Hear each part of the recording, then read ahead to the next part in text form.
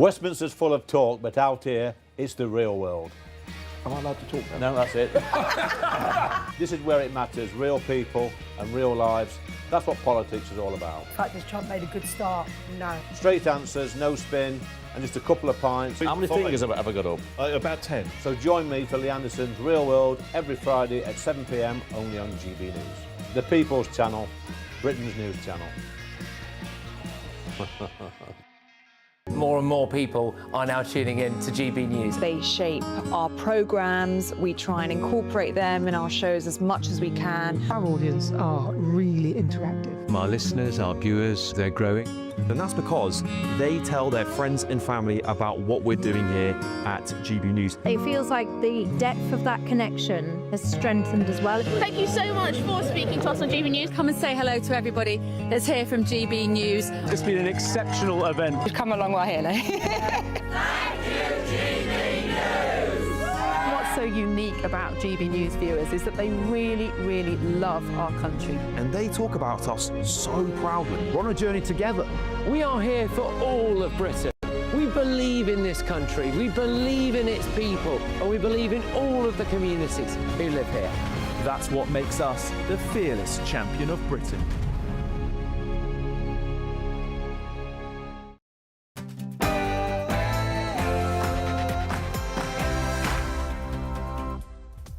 Good morning, it's 9:30 on Tuesday the 16th of June, live across the UK, Britain's Newsroom with Andrew Pearce and Miriam Cates. Well, grooming gang cases have been reopened. The National Crime Agency orders police forces to reinvestigate historic grooming gang allegations that go back as far as 2010. Britain fuels Ukraine. Today, Sir Keir Starmer unveils a major nuclear support package for Kiev worth £210 million of taxpayers' money and more sanctions on Russia. And, you know, unfortunately, Keir is not Winston Churchill. Well, the Prime Minister and President Donald Trump came face-to-face at the G7 summit last night, and they'll do so again this morning. That's right, the first meeting since the UK refused to be part of the Iran war with the US and Iran. We're not clear how that meeting went. Donald Trump is in town at the G7 here in the French Alps. Anything can happen. And this is another truly shocking story. Social workers, the police and medical professionals missed 8 chances to stop a gay couple from murdering their adopted son, Preston Davey. Stay where you are! Stay there! Stay where you are! Okay, with me, up. Subject here! Stand still. A BBC investigation finds that Russia was behind arson attacks targeting private property connected to the Prime Minister. I can announce that the government will ban access to social media for all children under the age of 16. Well, I guess the Prime Minister will breathe a huge sigh of relief. Guess who? Harry and Meghan have backed his social media ban for under 16s. That's all right then, isn't it? But they do say they want it to go even further.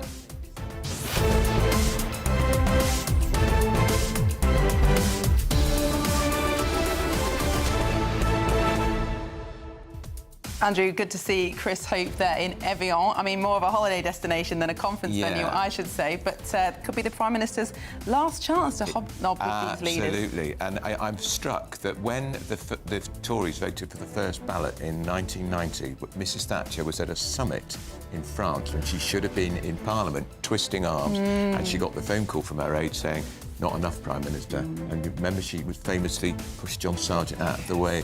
That all happened in France. History's repeating itself because I'm afraid the Prime Minister should be here fighting for his political life. Well, it's interesting, though, isn't it? Because Macron, Keir Starmer and President Trump, all desperately unpopular domestically, but still got quite a lot of power on the world stage. Lots to discuss, of course, the Iranian peace deal, the social media ban for under 16s, that's going to affect US tech companies, particularly if other people... Indeed. And if other countries follow suit, as it looks like they will, there are lots of similar moves in other countries, it's a big chunk of income for those tech companies. They're all lame ducks, of course, because Macron is coming to the end of his term. Trump's nearly halfway through his final term. I mean, what we think about Sir Keir Starmer. As ever, tell us what you think. Send your views and post your comments to gbnews.com/your say. But first, here's your 60-second news update with Sam Francis.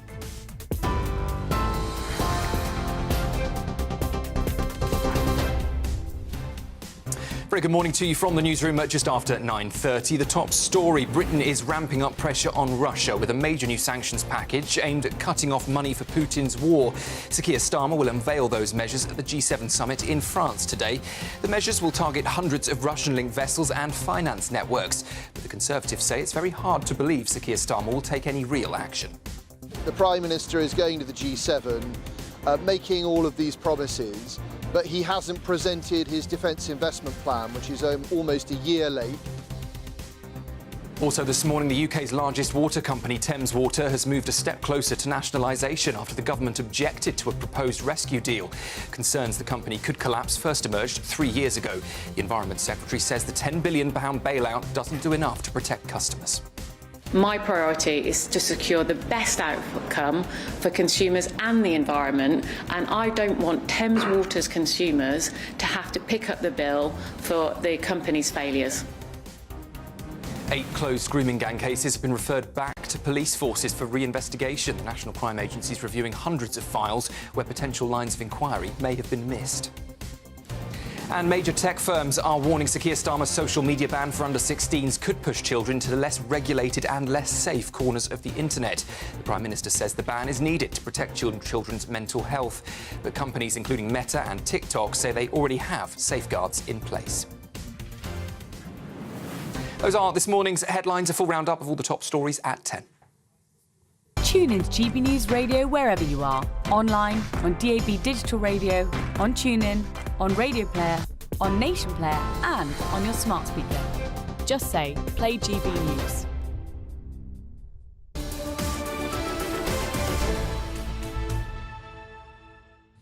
Hello, good morning and welcome. You're watching and listening to Britain's Newsroom. We're live across the United Kingdom on GB News with Andrew Pearce and Miriam Cates. 8 closed grooming gang cases have now been referred back to police forces for re-investigation, which is a major new development. Well, the National Crime Agency is reviewing hundreds of files where potential lines of inquiry may have been missed because of human error. GB News national reporter Charlie Peters, who is the country's expert on grooming gangs, is with us. Charlie, this is a massive step. It's a major development, and it comes on the anniversary of Baroness Louise Casey's report into grooming gangs that was released last year on the 16th of June. And on this anniversary, the National Crime Agency, it's Operation Beacon Port, which is one of the central of the 12 recommendations that Casey made, this national police investigation into the grooming gang scourge. It's made this major announcement that 8 cases have been referred back to police forces for review after some 1,200 at least were sent in by 23 forces last November. So using data analysis and proper experts' investigations from the Beacon Port team at the National Crime Agency, they've now selected these 8 at this new phase of the investigation to be sent back to some forces. Now, I spoke to the NCA last night. They wouldn't tell me which areas those investigations were in. They wouldn't tell me if there were multiple forces here or if the 8 cases, some of them were several investigations in one area. So it'll be very interesting to see how those progress. But I would say this morning, I mean, there will be thousands of grooming gang abusers waking up today with that additional pang of nervousness and fear, thinking that they've gotten away with this for decades, some of them. They will now be thinking, is my abuse part of the 8 that's been selected for investigation? Because they were looking at failures from 2010 onwards, the National Crime Agency, and they were looking at cases where they had not pursued all lines of inquiries, they being the police forces that sent information into that national agency. They were looking at places where victim survivor accounts weren't taken seriously with the best practice as they should have done. As an aside to that, the NCA has also said that its Beacon Port team has trained about 800 officers nationwide to improve their understanding of group-based abuse and how officers can respond to it. So these 8 cases, this is a significant development. 1 year after the Casey review, one of her main recommendations, this police investigation to go alongside that national inquiry, this is taking things to the next level. Now, this is the sort of action that survivors and victims will want to see. 8 is a good start, of course, but there are thousands of abusers who have gotten away with this. We know in so many court cases where there have been successful prosecutions, we hear victims talking about dozens, if not hundreds, of men often in some cases literally queuing round the corner to access dens or flats or houses or disused warehouses that were operated for abuse. Of those hundreds of men and the thousands nationwide, many of them will be thinking today, is it me?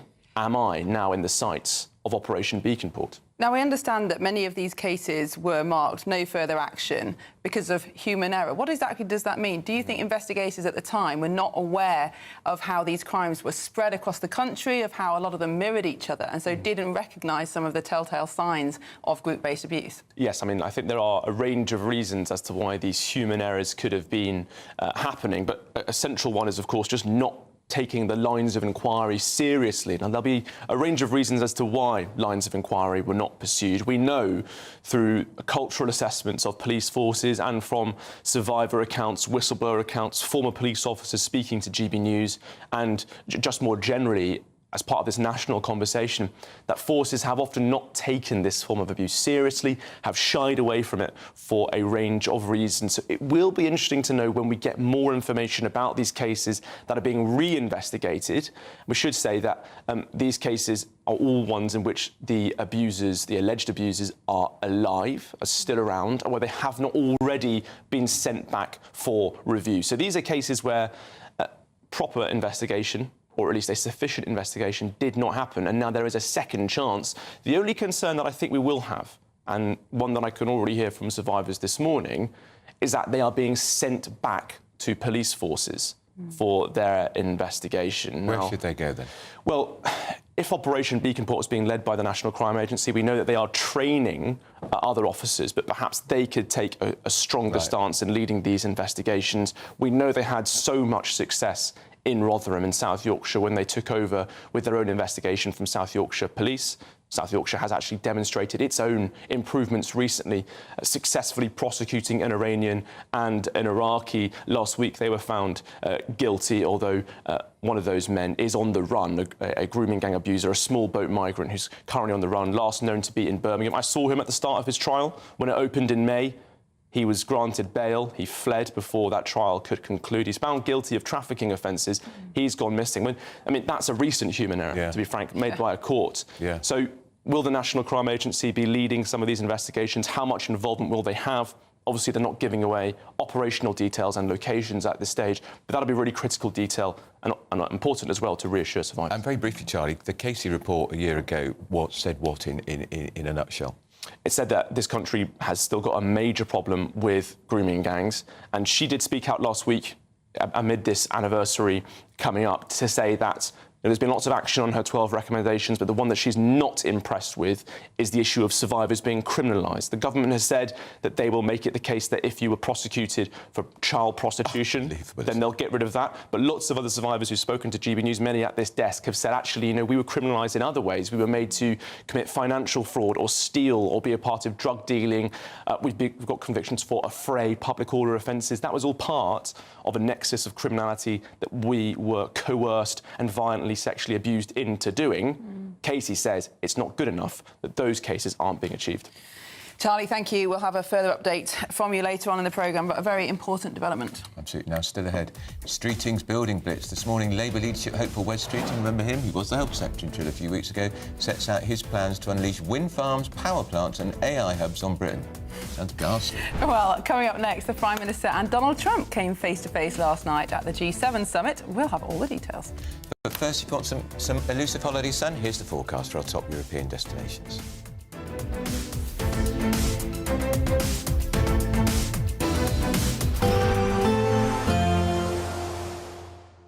Can't wait to get in that sea. Lovely and warm. Just like the feeling of having great travel insurance. All Clear Travel Insurance sponsors GB News Travel Destinations Forecast.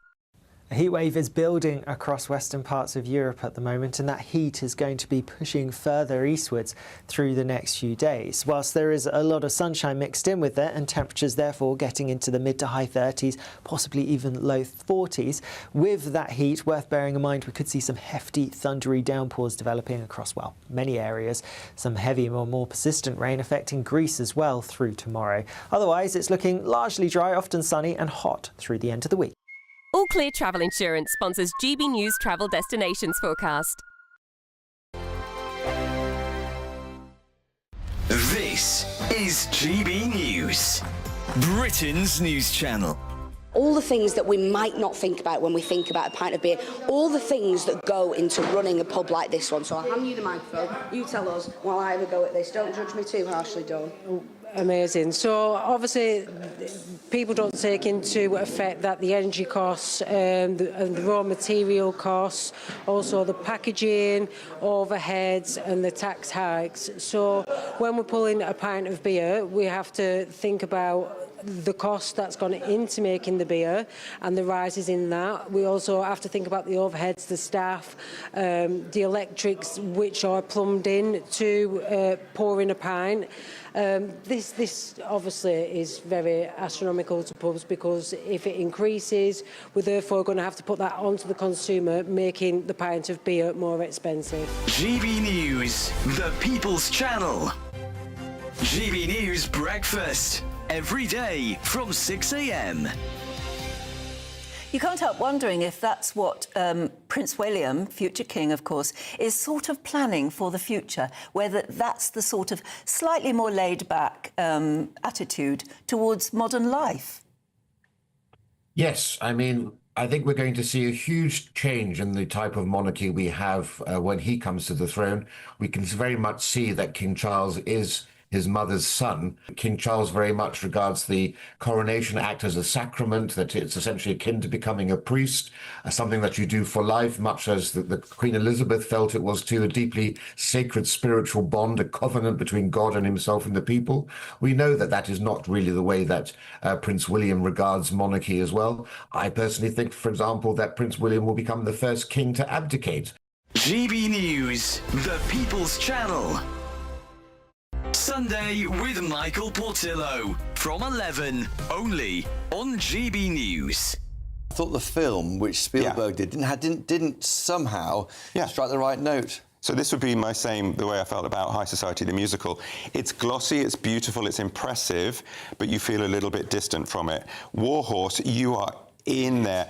Fantastic humour, that brings you in, you laugh with them, you care about them. So even when they're in the trenches and Albert makes a friend, they're bantering about girlfriends and things like that. You absorb how arbitrary and terrible war is, you know, decisions made by people far away, young lads just shoved over to run horse charges and it's happening now, Stefan, let's be honest. Absolutely. What you're describing is happening now. Well, this is why it's resonating so much, because you're sitting there going, what is the point?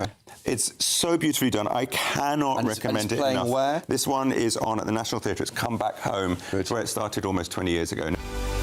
GB News, the People's Channel.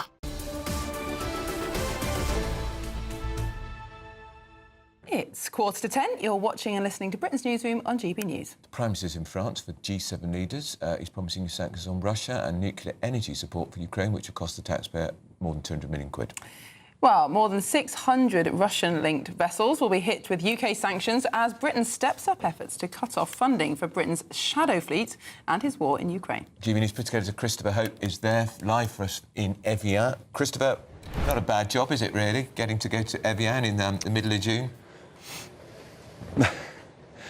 Yes, of course, it's the start of the week for Keir Starmer might be very different to the end of the week. We'll see how all that plays out with the by-elections for later this week. But yeah, here in Evian, it's gorgeous weather. Zelensky is here. He's arrived. He's met with Donald Trump. The talks have started in the G7. Donald Trump was given a Trump 47 football shirt by Friedrich Merz. Looks like it's an attempt at trying to reach out between Merz and Trump. The two have not been getting on very well recently in their public remarks.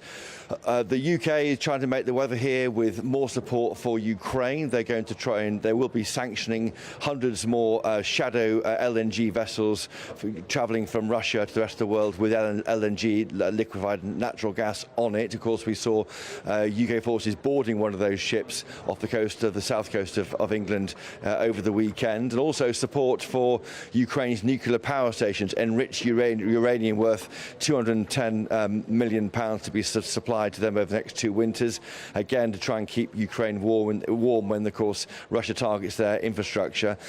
So Keir Starmer is here. He likes to be on the world stage. He's got that nickname Never Hear Keir, which is arguably not fair, but it has seemed to stick with him.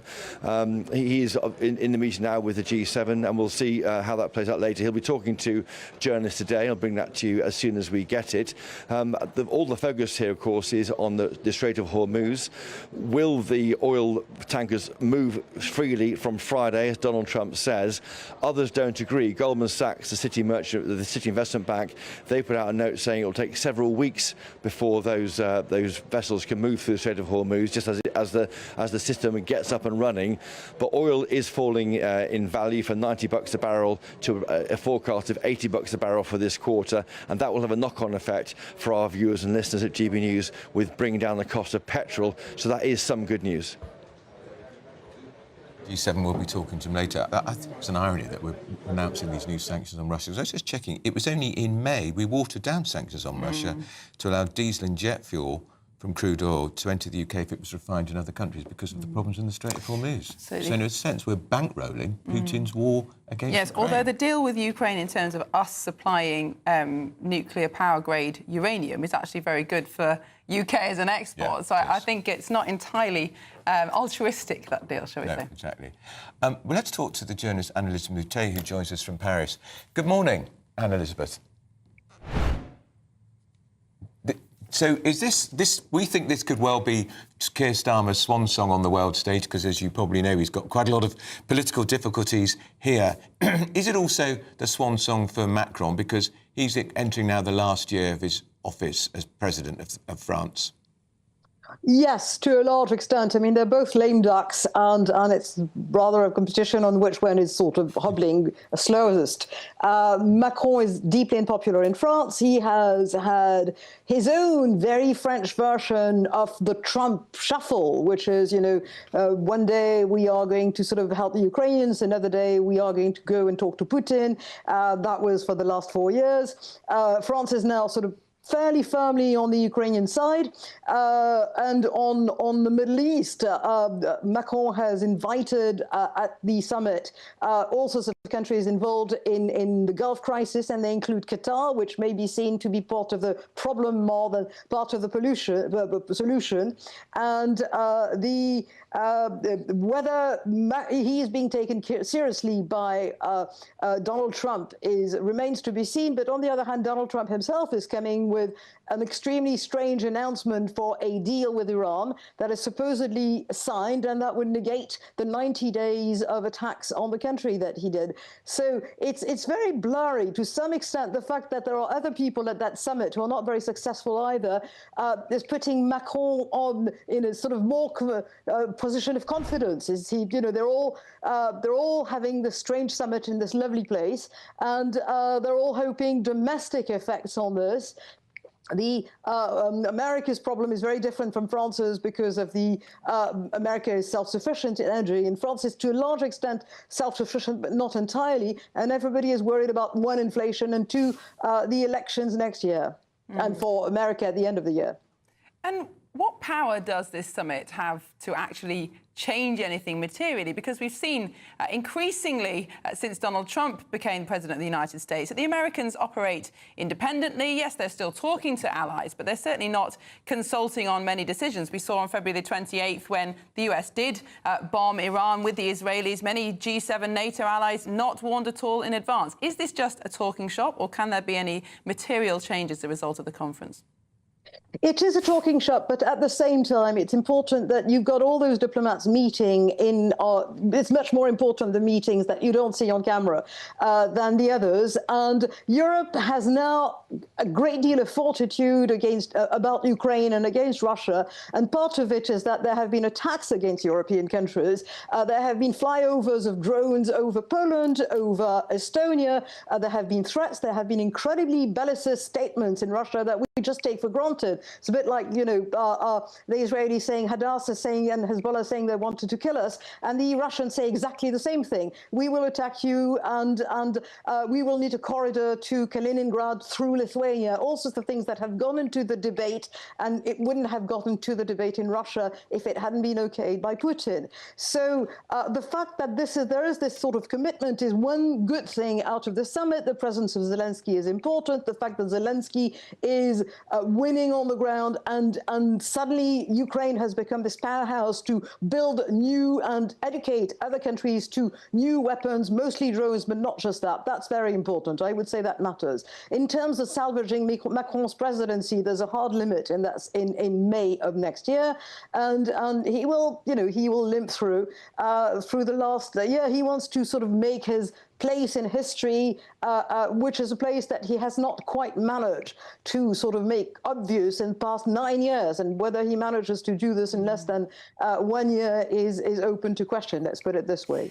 Elizabeth Moutier, thank you very much for joining us this morning. It's interesting when Anna talk about that legacy. They all think about their legacy, don't they? A lot of people say what Starmer's been doing recently is all about legacy. I actually think it's all about him fighting for his political life. Maybe, or maybe he's given up. I don't think he'll ever do. Have you ever been to Evian? No, it looks gorgeous. I think that Lake Geneva region has to be one of the most beautiful regions in the whole world. What a nice place to do it, really. Well, coming up next, a tragic story. We'll be looking at how social workers, the police and medical professionals missed 8 chances to stop a gay couple from murdering their adopted son, Preston Davey. It's a chilling story, I'm afraid, but we'll share the details with you. This is Britain's Newsroom on GB News.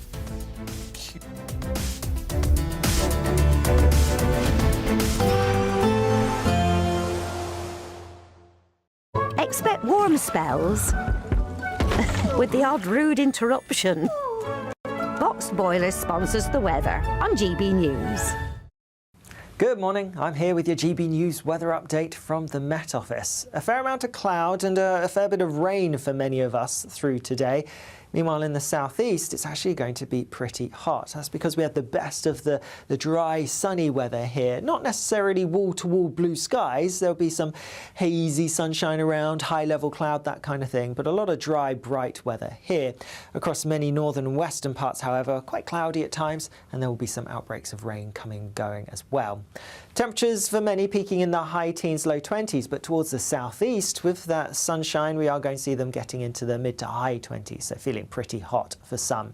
Into the evening, staying quite cloudy across much of Scotland, a few outbreaks of rain. Worth noting, it could be a bit blustery at times for northern and western coastal parts in particular. It's a similar story for Northern Ireland, quite cloudy, a few bits of rain coming and going, nothing too heavy. Perhaps some more persistent rain affecting parts of Wales later on, but that will break up as we go through the evening and overnight. Showery bursts across parts of the southwest. Meanwhile, eastern areas staying dry for a little bit longer, but even here, a bit of rain will arrive overnight and into Wednesday morning. Otherwise, through into Wednesday morning, quite wet across northern parts in particular, and then eventually towards the southwest, Devon and Cornwall, seeing some more persistent rain arriving as we head towards dawn. Temperatures not dropping a huge amount, many places staying in mid-teens Celsius. We have warm air across us, and with all that cloud acting like a blanket, there's no reason for our temperatures to dip.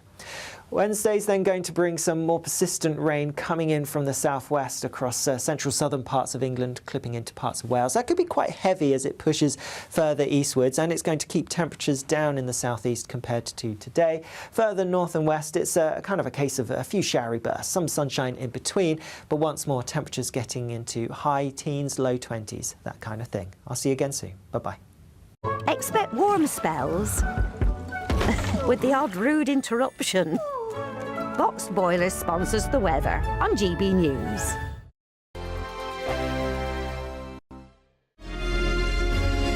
Thank you, Britain, for the thousands of you who are becoming friends of GB News each and every week.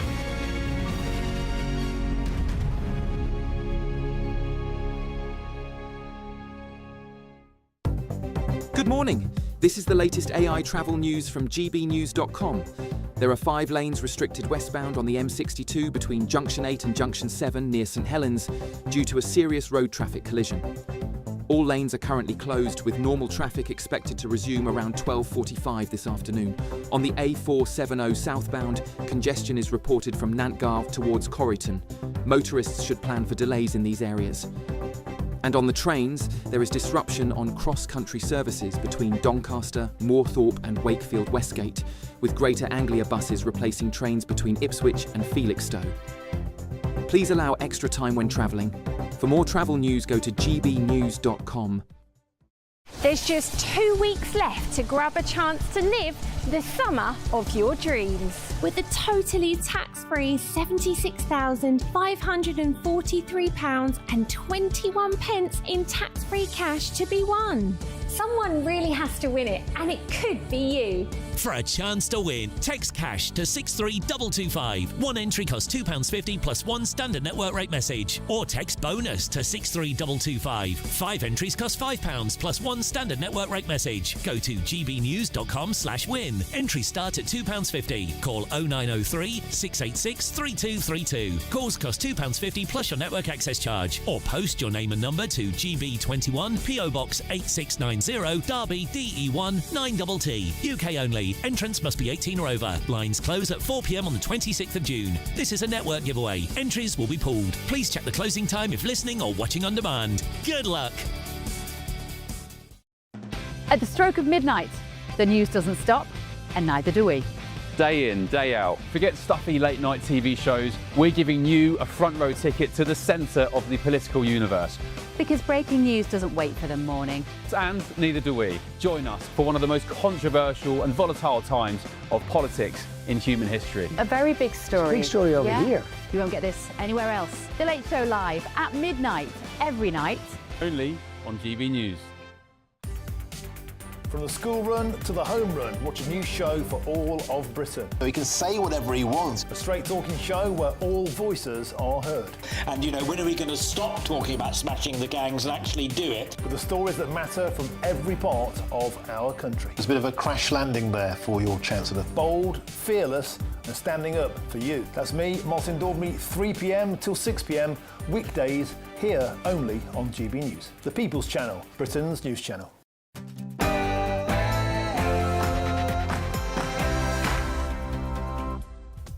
Good morning, it's 10 o'clock on Tuesday the 16th of June. We're live across the United Kingdom. This is Britain's Newsroom with Andrew Pearce and Miriam Cates.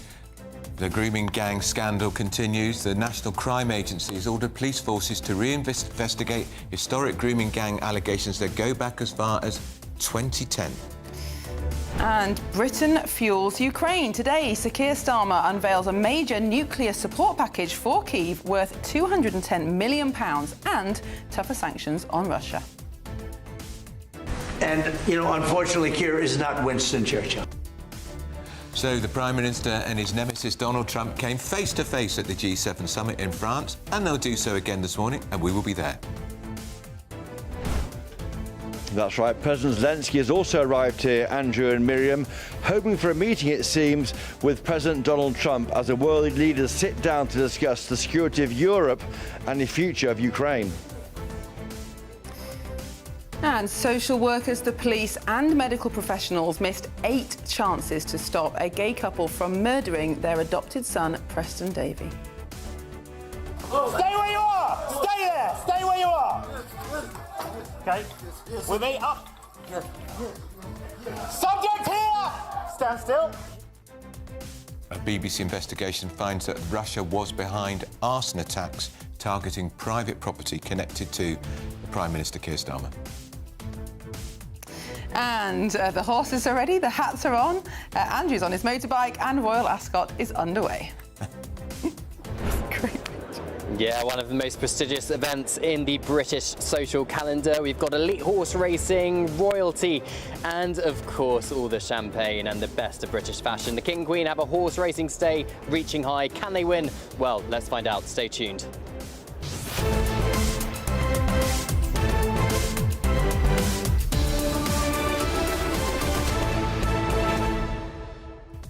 Andrew, that was a bit of a surprising photo. We saw just that. You on a motorbike with a top hat. Please explain. Back of a motorbike. So I went to Broad Ascot last year, and the traffic is so bad coming out of Broad Ascot. So motorcycle courier picked me up, and I got there. There am I on the back. I can reassure you, I took my top hat off. I put a crash helmet on, but I was quite a sight as I was speeding up the motorway in my formal tux and all that stuff. And the motorbike took me straight to the costume hire place, and I handed it back, and it took 50 minutes. That's brilliant. 2 hours. It's the way to travel, you know. Well, quicker than a horse as well. Yeah. Can't have horse on a motorbike. But you wouldn't catch me driving it myself. Pretty big beast, isn't it? It's huge, yeah.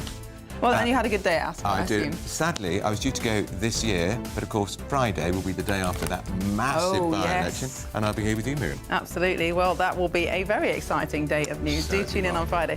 Well, we'd love to know what you think about all the topics we're discussing today. Send your views and comments to gbnews.com/you'll say. But first, here's the headlines with Sam Francis.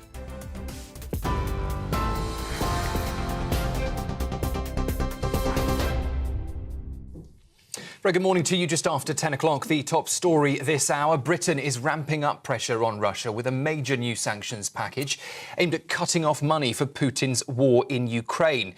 That package is being announced today as G7 leaders meet in France, where support for Ukraine and wider global security are set to dominate talks. The measures target hundreds of Russian-linked vessels, including parts of Moscow's so-called shadow fleet. It will also hit finance networks accused of helping Russia move money and avoid Western sanctions. Sir Keir Starmer says Britain will keep increasing pressure until Russia's war machine is brought to a halt. Well, the Conservatives have welcomed more pressure on Putin, but Alex Burkhardt says that it's very hard to believe that the Prime Minister will take any real action. What I'm very worried about is that the Prime Minister is going to the G7, making all of these promises, but he hasn't presented his defence investment plan, which is almost a year late. His Secretary of State for Defence resigned last week, John Healey, as did the Armed Forces Minister, because they said the Prime Minister is unable and the Chancellor is unwilling to do what's necessary to keep Britain safe. So I think that his colleagues at the G7 will be looking at him thinking, does this man really put his money where his mouth is? And is this the last time we're going to see him? The UK's largest water company has moved a step closer to nationalisation after the government objected to a proposed rescue deal. Thames Water serves around 16 million customers but has been heavily criticised over sewage spills, leaks and poor performance. Its lenders have offered to write off billions of pounds of debt and put new money into the company. But if no rescue deal is agreed, Thames Water could collapse within just months, leaving ministers ready to step in and keep water and sewerage services running. Earlier today, the Environment Secretary Emma Reynolds said that the offer from the company's lenders doesn't do enough to protect consumers or the environment. Over the last 15 years, we've seen underperformance of Thames Water, pollution incidents and repeated failures. I have written to Ofwat to set out my early concerns that the creditors' proposals don't do enough to protect consumers and the environment, and overall, I don't want Thames Water's consumers to have to pick up the bill for their failures. Also this morning, major tech firms are warning Sir Keir Starmer's social media ban for under-16s could push children into less regulated and less safe corners of the internet. The restrictions are expected to be passed before Christmas and come into force next spring. The Prime Minister said the ban is needed to protect children's mental health. It's modelled on Australia's ban, but ministers say the UK will go further by also restricting some gaming features, including children being contacted by strangers online.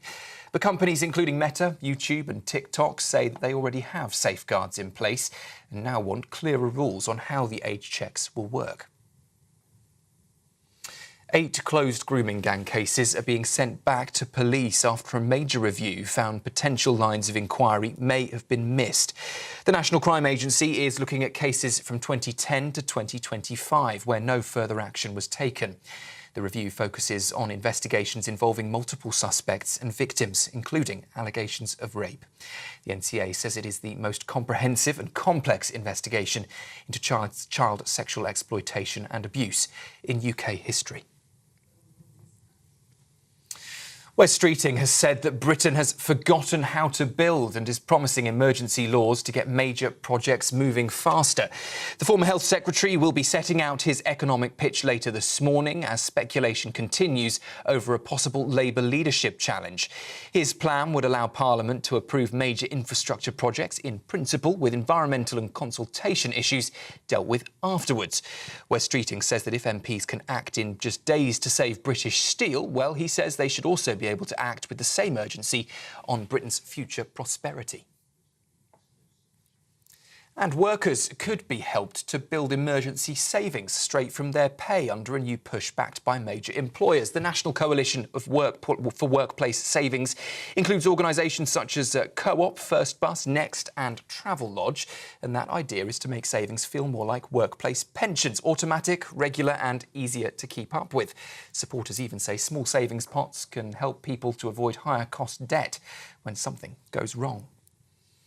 Well, those are the latest headlines for you this hour. I'll be back with you shortly. Next, a look at the markets.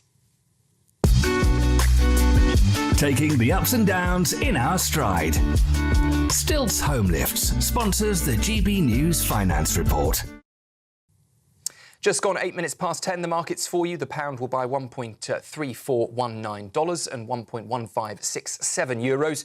The price of gold, £3,237 per ounce, and the FTSE 100 is at 10,490 points.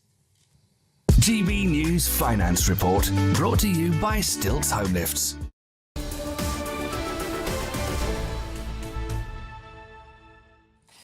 Hello, good morning and welcome back. This is Britain's Newsroom, live across the United Kingdom on GB News with Andrew Pearce and Miriam Cates. I'm glad you didn't read what was written into the autocue. I think we have a very mischievous newsreader today.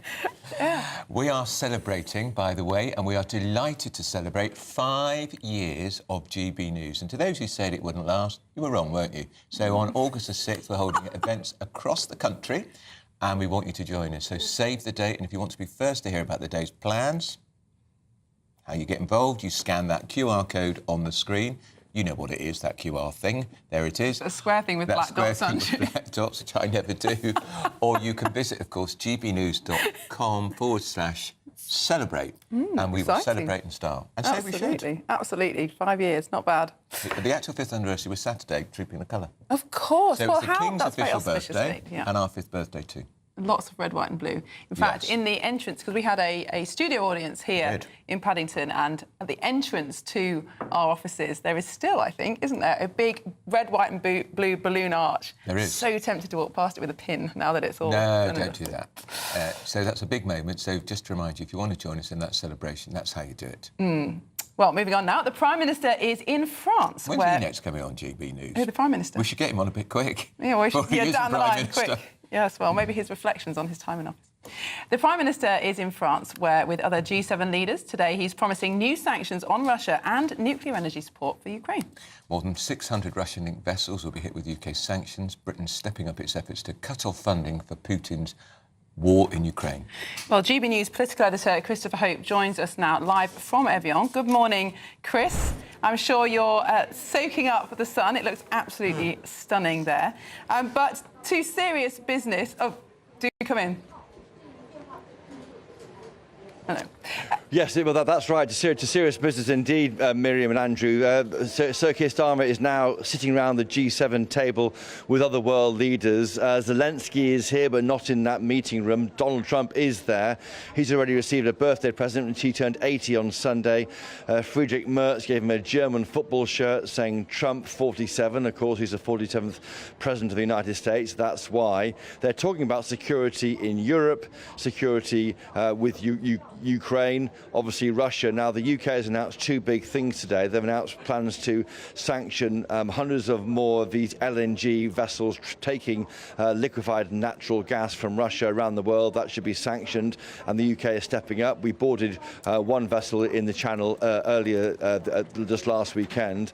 Also, we are supporting £210 million worth of enriched uranium for Ukrainian nuclear plants. That's to ensure that any attacks on Ukraine the winter by Russia can keep that country warm. So there's efforts here to try and support Ukraine. Zelensky's here. He's reported to want to have a meeting with Donald Trump. So far, we understand no meeting is planned. Also, no meeting with Donald Trump planned with Sir Keir Starmer on what could be his valedictory G7 meeting, because, of course, there are by-elections this week, which could do a lot to determine if he continues as Prime Minister and, of course, Labour leader. Lady Starmer, Victoria Starmer, is here, the first time since July 2024. That's 2 years ago for the NATO summit in Washington, D.C. That may suggest to some that Victoria, Lady Starmer, believes that, or one worries, this could be the last trip her husband does. So she's with him, of course. The G20 is in Mar-a-Lago, Donald Trump's home base, in November. It may be that Keir Starmer isn't around for that.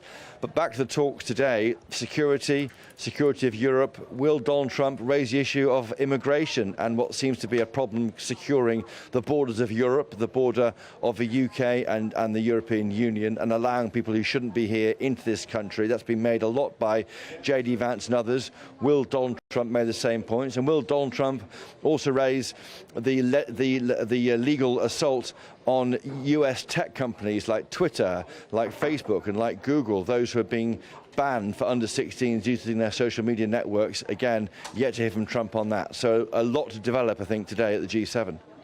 Fascinating, Chris. I think that's a fascinating detail from Christopher that Lady Starmer's with him. Yeah, absolutely. First overseas trip summit since the NATO summit when they first arrived. It does feel like the end of. Maybe, or yes, she would like the opportunity to be part of that for the last time, potentially. Well, you know, also it's a lovely place. Oh, absolutely, and also I think it vacation. does. I think really adds something when the prime ministers and presidents take their spouses, because you know it makes it into a bigger deal. Those relationships being formed behind the scenes very important. But they could be temporary relationships. But also, she would have made some mates on that diplomatic circuit. This could be her saying goodbye. Absolutely, and you know we love to criticise, don't we, our leaders, and rightly so. But I suppose the one place where they really feel understood and like they're with people who are in the same experience is at these big international summits. All those world leaders, the German chancellor's in a lot of political trouble at home. Macron is. Trump's poll ratings are at an all-time low. Even Meloni, who has been very popular for 5 years, starting to struggle a little bit in Italy. So they do relate to it. Now, moving on. Social work. This is so appalling. Social workers, medical staff, we've heard all this before, haven't we, have been accused of missing 8 opportunities to spot the serious, violent abuse suffered by baby Preston Davey at the hands of his adopted father. Well, the 13-month-old died in 2023, just weeks after being handed to gay couple Jamie Varley and John McGowan for Zachary. Behavioural psychologist Joe Hemmings joins us now. Joe, the national newspapers have all made a decision in their coverage of this case to spare some of the truly shocking detail about what was meted out to this little boy. Are we more shocked by the abuse, Joe Hemmings, because it's a gay male couple? I mean, possibly, and I think more to the point, some of the errors may have happened because it's a gay male couple. So you've got a sort of confirmation bias that you feel you've got to tread more carefully, perhaps with a gay couple than with a heterosexual couple. And they shouldn't have to, Joe, should they? But they should be treated as any other parents. Absolutely, completely. So what we're seeing is not one catastrophic error, but a series of small assumptions. They're seeing a family and a gay couple at this who appear caring, cooperative, plausible, professional, and they're literally unconsciously interpreting warning signs as reassuring. They're just not, they're not seeing them. And I think what you get with gay couples is partly a halo effect. They must be seen as good parents. They've had to go through perhaps more than a heterosexual couple might have. You know, they all have approved adopters. I mean, what's really interesting is I did this for a gay couple. I was the referee for a very good friend of mine who adopted a child with his baby, and it is scrupulous, the amount of interviewing I had as one of their referees. And it took them, I think it was nearly 9 months before they were even able to adopt a child. Now, it was, you know, every detail of their lives I was asked about. Well, my friend's life, absolutely had to tell them everything. And I find it really concerning that, I don't know if it's compassion fatigue, workload pressures, one error seen in isolation to another as the reason why this could have happened. But I do think there is a sense that you've got to step back a bit because it's a gay couple, and it absolutely should not be the way. It's a couple adopting a child, and that's all that matters, whatever their gender, whatever their sexuality. One of the incidences recalled in the court case was where baby Preston was taken to hospital by the couple. He had a broken arm, which is obviously very difficult to explain for a baby, and yet doctors reassured social workers that there was no cause for concern. Do you think there's some medical questions to ask here as well? Absolutely. Look, what you have are people, if you've got very articulate parents who will manage to put it to you in a very eloquent way, oh gosh, it was an accident, I was doing so and so, they treat them differently. They're inclined, it's again that confirmation bias, they're inclined to believe them. And there are a series of these belief inclinations across the way, and I don't think anyone ever looked at this as a bigger picture and said, hold on 1 minute, just look at the amount of occasions these sorts of things have happened in different parts of the process. We must be seeing, alarm bells must be ringing. So yes, medical staff, social workers, the whole process is deeply flawed if they're not joining the dots on instances like this, which cause that devastating death of that little baby. Just very quickly, Jo, I know a lot of people will have concerns about a baby being looked after by two men, as in not having a mother, a woman, in the house. Women are highly evolved to keep babies alive. That's just a biological fact. Do you have concerns about that? I don't think so. Look, I think two great parents who desperately long for a child and will give it everything they deserve. It really doesn't matter if they're two women or two men. There can be just as much nurturing, care, concern, love, kindness.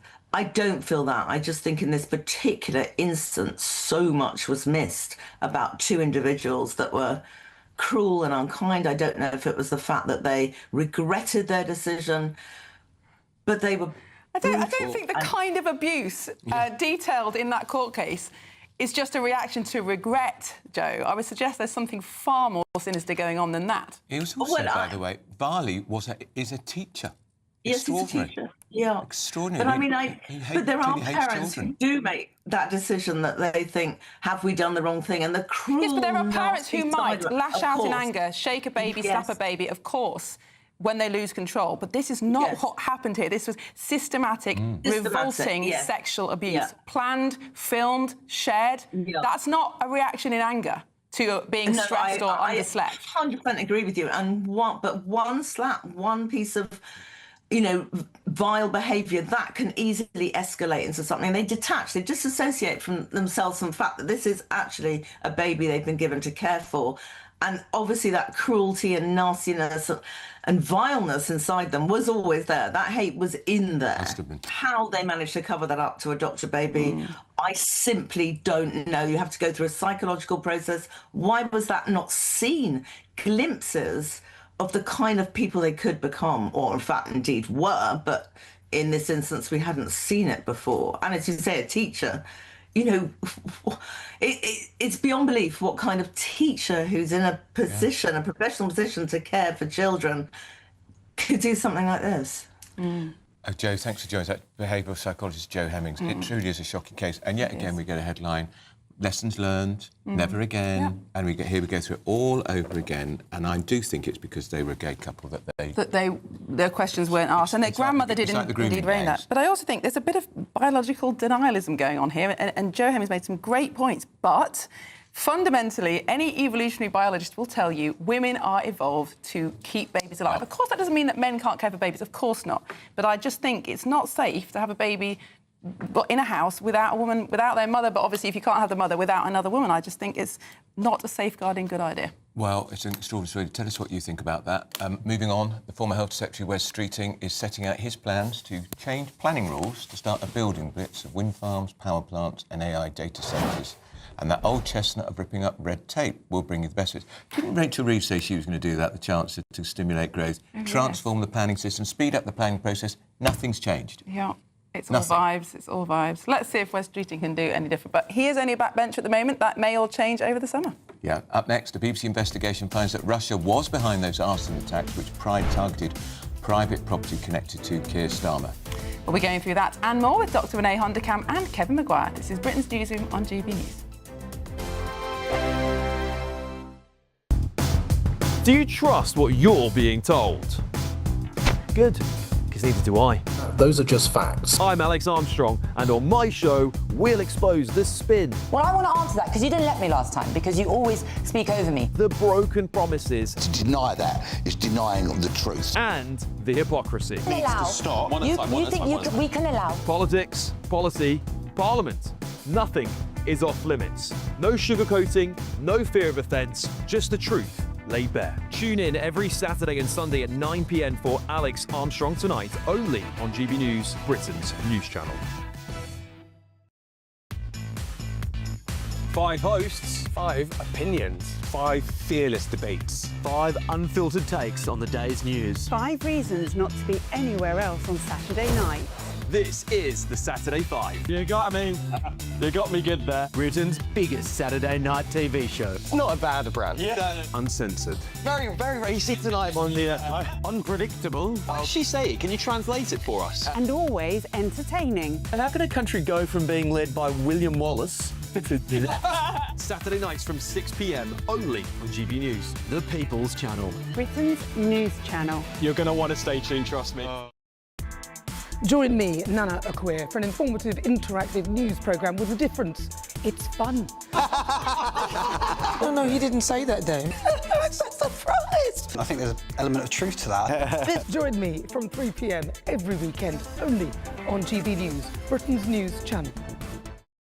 Hi, I'm Michelle Dewberry, and my show is your opportunity to cut through all the noise and dive in headfirst to some robust debates. Ideas clash. Situation, isn't it? No, because the failure is you're deliberately avoiding my point. Nothing's held back. And if you think this is the end of it, wait for more. And we do not shy away from the difficult stuff. Sometimes I want to shake people and say, if only you understood. So join me on Jubes & Co. weeknights at 6 p.m. only on GB News, Britain's news channel.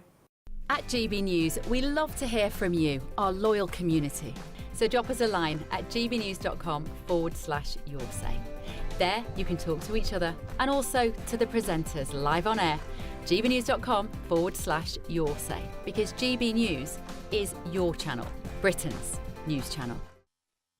You want to know what's really going on in the corridors of power? Labour don't know what to do with you half the time, and that makes you quite lethal in the chamber. Get behind the headlines with Chopper's political podcast. Join me, Christopher Hope, as I sit down with the great and the good of British politics. We'll see where this ruling takes us. These are the stories shaping our nation. Chopper's political podcast, available now on all platforms. Listen in and stay ahead.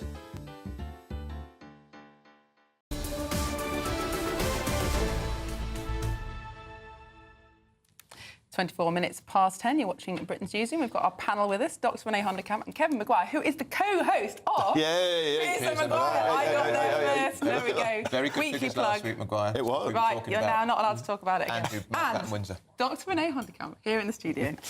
Renee, should we start with Russia? I mean, goodness me, the Ukraine war's been going on since 2022, longer than the First World War now. It's going to be of huge historic significance if and when it ends. Lots of aid given by the UK, by Europe as a whole, and now this new deal on nuclear energy. Do you think this is helping the war effort or actually preventing it from coming to an end? I think that we're just throwing money and we don't really know what the end outcome is now, because nothing seems to change, as you've rightly said.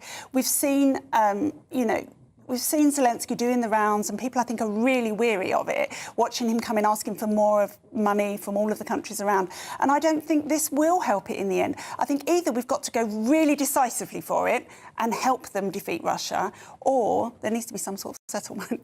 It's never And I mean, the death toll is... It's jaw-dropping. If the Russians, the head of GCHQ, the spy centre in Cheltenham, said more than 500,000 Russian dead, that is a deterrence. I mean, that's an awful lot of widows, grieving mothers, fathers, brothers, sisters. That is an incredible death toll. The Ukrainian death toll isn't that high. We don't know exactly what it is because it's covered by the Official Secrets Act, which I think is wrong. We should know that too. But it's why supporting Ukraine is in Britain's national interest. One is they are the invaded country, so you want to be on the side of the Democrats against the autocrats. But the second is because Putin has taken such a bloody nose, the economy's been hit, so many people have been killed. He throws him into the meat grinder. You're going to get a reaction against that in the States. You protect yourself because yes, it's gone on more than the First World War. That 500,000 dead's approaching the British death total in the First World War because he's a bloodthirsty KGB dictator. But the people around him do. Yeah. The oligarchs do, who aren't as wealthy. A very big piece last week saying for the first time there's signs that he is potentially in trouble domestically. But I think we should support democracies. It doesn't mean going to war with Russia ourselves, but I'm pleased. There was one thing Boris Johnson did that I thought was really right. I mean, do we really think, though, that Putin is going to march across the rest of Europe and maybe attack us at some point if we allow him to get away with this? But he may go for one of the Baltic states, Estonia, Lithuania. Interesting that Poland is spending record amount on defence. Record amount. They still spend less than us overall. Well, they're on 4.5% of GDP. Yeah, but it's still less than we do. But they do have much higher purchasing power, obviously, because of differences in cost of living and things like that. I mean, I think this is a really interesting point that you made. You know, if we actually want to end the war, we should either commit troops on the ground, which is what NATO, Europe didn't do from the start, or cut our losses and negotiate. But this halfway house is just prolonging the death. It is. Starmer floated the idea of troops on the ground, the coalition of the willing. Do you remember that? We didn't hear about that. That was defensive. But Starmer has now staked his very being on not being a war prime minister. Yeah. So there's no way he's going to put troops on the ground. I'm not sure we actually have enough to put them there anyway. And I don't think the British public, if I'm fair, would want that either. So therefore, we have to step in the other direction and say, right, let us negotiate, because Trump's clearly not doing it. Yeah. Well, it's a long way away from America, isn't it, Ukraine? And see it as a threat. Although Biden had a different approach. Whatever his faults, he saw the world's democracies should stick together. Trump doesn't. He's in awe in many ways of Putin, a fellow authoritarian nationalist. He blows hot and cold. He can't do deals, we now know, because he's been taken to the cleaners by Iran. I mean, it's astonishing, and Putin plays him like a fiddle. Do you think the voters, Renee, have got Ukraine fatigue? Yes, 100%. And I think they had that probably 2 years ago. I don't think this is a new thing. I mean, I remember when the war broke out and, the appetite for information about it was almost endless. Yes. And now I think people just don't even think about it anymore. And they hear the odd report. I heard one this week about the 11th century cathedral that was bombed and 9 people died. So it registers, it's there, but then we move on to the next story. But we're more shocked about a building being attacked than the people dying. Yeah. And they're dying every day. Although the polling shows that support for Ukraine is still one of the most popular policies in this country, cross-party. Now, I'm not saying it's... But I guess it depends how you ask that question, isn't it? Do you support Ukraine? Yes. No, I think it's do you support the current level of fiscal aid to Ukraine? And a serious majority of people do, far more than any other policies. And this is the problem that parties like, for example, Reform have, which is Nigel Farage made some comments at the beginning of the war, not, he would say, at all being sympathetic to Putin, but basically saying that this is what you could guarantee would happen once we didn't push back over Crimea. And yet he was absolutely vilified for those comments and hasn't been able to say anything similar since because of the politics. He's kind of he's hardened his position in favour of Ukraine because he was politically suffering. And the problem with Nathan Gill, the former Reform leader in Wales, guilty of treachery. And also there was that time when happier days, it's got to be said in fairness, Farage said Putin was the politician he most admired. And I think you're right. I'm surprised war weariness hasn't cut in as deeply with the British public, and there is still a lot of support for Ukraine. That's because I think people just see the fairness and they see the rightness of the position. And also, other than inflation, which has hit the whole of Europe and even America, there hasn't actually been so many serious consequences day to day for people here. No, I suppose we're now getting a bit closer, though. If, El Money, some mysterious Russian figure, has managed to get a Ukrainian and a Romanian thug to firebomb the Prime Minister's house and his car, a house, while the Prime Minister's sister and daughter were Why inside. Do you think the deep state did that to try to what way does that undermine the Prime Minister? Because of all the rumours that were then flying on social media about the Prime Minister? Because those rumours still persist to this day. They invented the rumour that there were two disgruntled rent boys with a beef, but that, you kind of you false flag it that way. But they've also, it's thought, the intelligence services believe they planted an incendiary device in the mail system, air mail system, which was found in the West Midlands. And you can see they're doing a lot of soft earth stuff, because if there is a war, it isn't just nuclear missiles flying about, it will be all sorts of subterfuge and espionage. We saw it years ago with the Novichok attacks in Britain. Yeah, and we know that Russia doesn't care. Russia will do whatever they want on anybody's territory. And I guess that is always a fear. But I do wonder, Miriam, coming back to your point, if we actually ask the people, do you support Ukraine and would you put troops on the floor as a result? That would be an entirely different... There'd be no... So that's why it's not proposed. And when troops, nobody would support that. No, to go and do the fighting, but I think you support an ally. They're not in NATO, but you do support an ally. On that point, we'll talk to the panel in a little bit later. We're going to get the headlines now with very nice Sam Francis.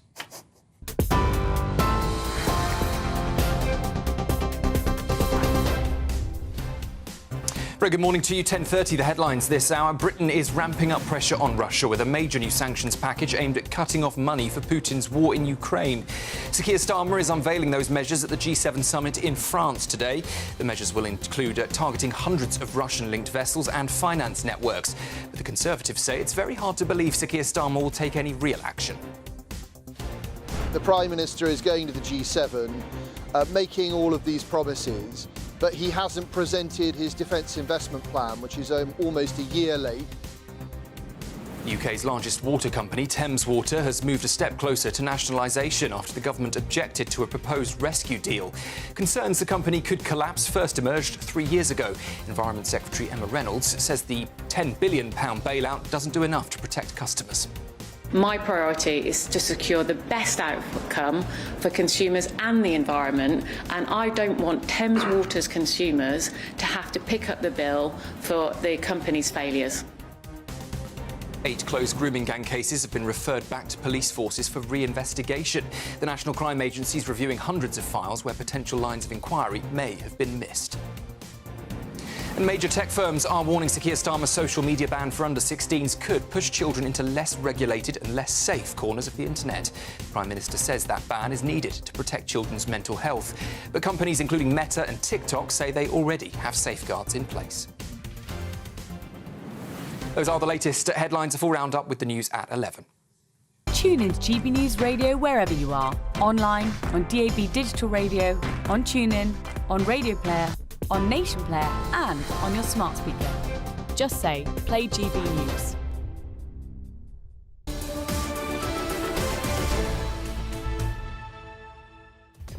Welcome back. The former Health Secretary Wes Streeting is currently setting out his plans to slash planning rules to start a building blitz of Andrew's favourite infrastructure, wind farms, power plants and AI data centres. We've heard it all before. Up next, is there life on Mars? We're going to talk to an eminent KC who says he's risking his career reputation to say absolutely there is life out there. He's going to join us shortly. Only the biggest stories on Britain's Newsroom.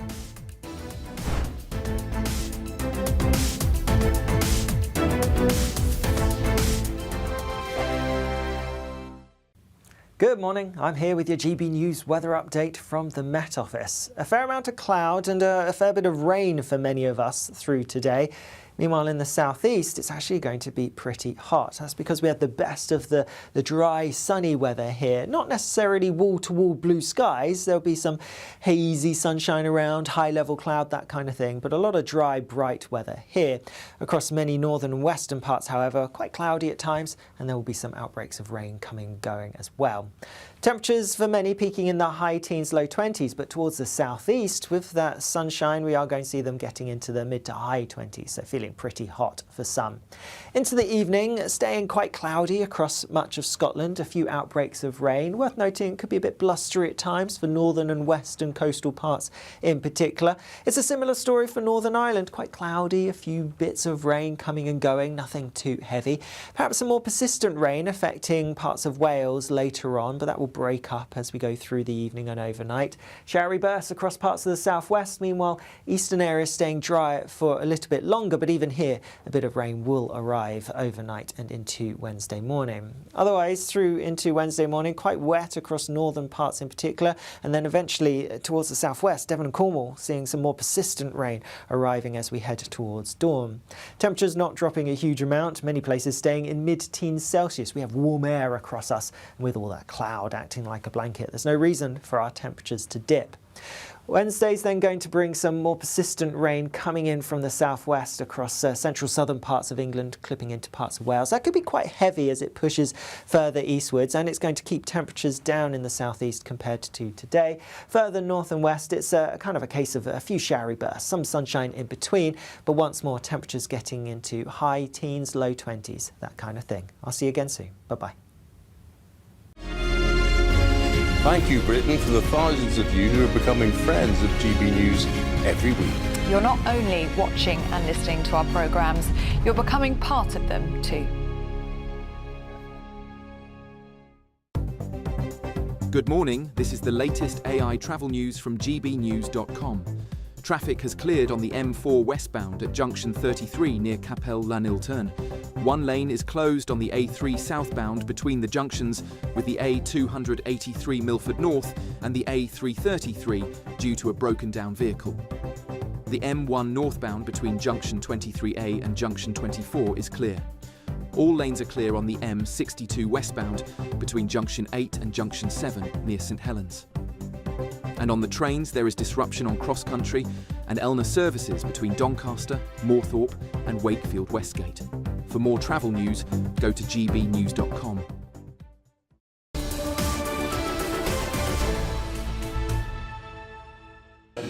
Welcome back. It's 22 minutes to 11. You're Poland and listening to Britain's Newsroom. Now, he's one of our top barristers, and he claims world powers are hiding the truth about life on Mars or life in space.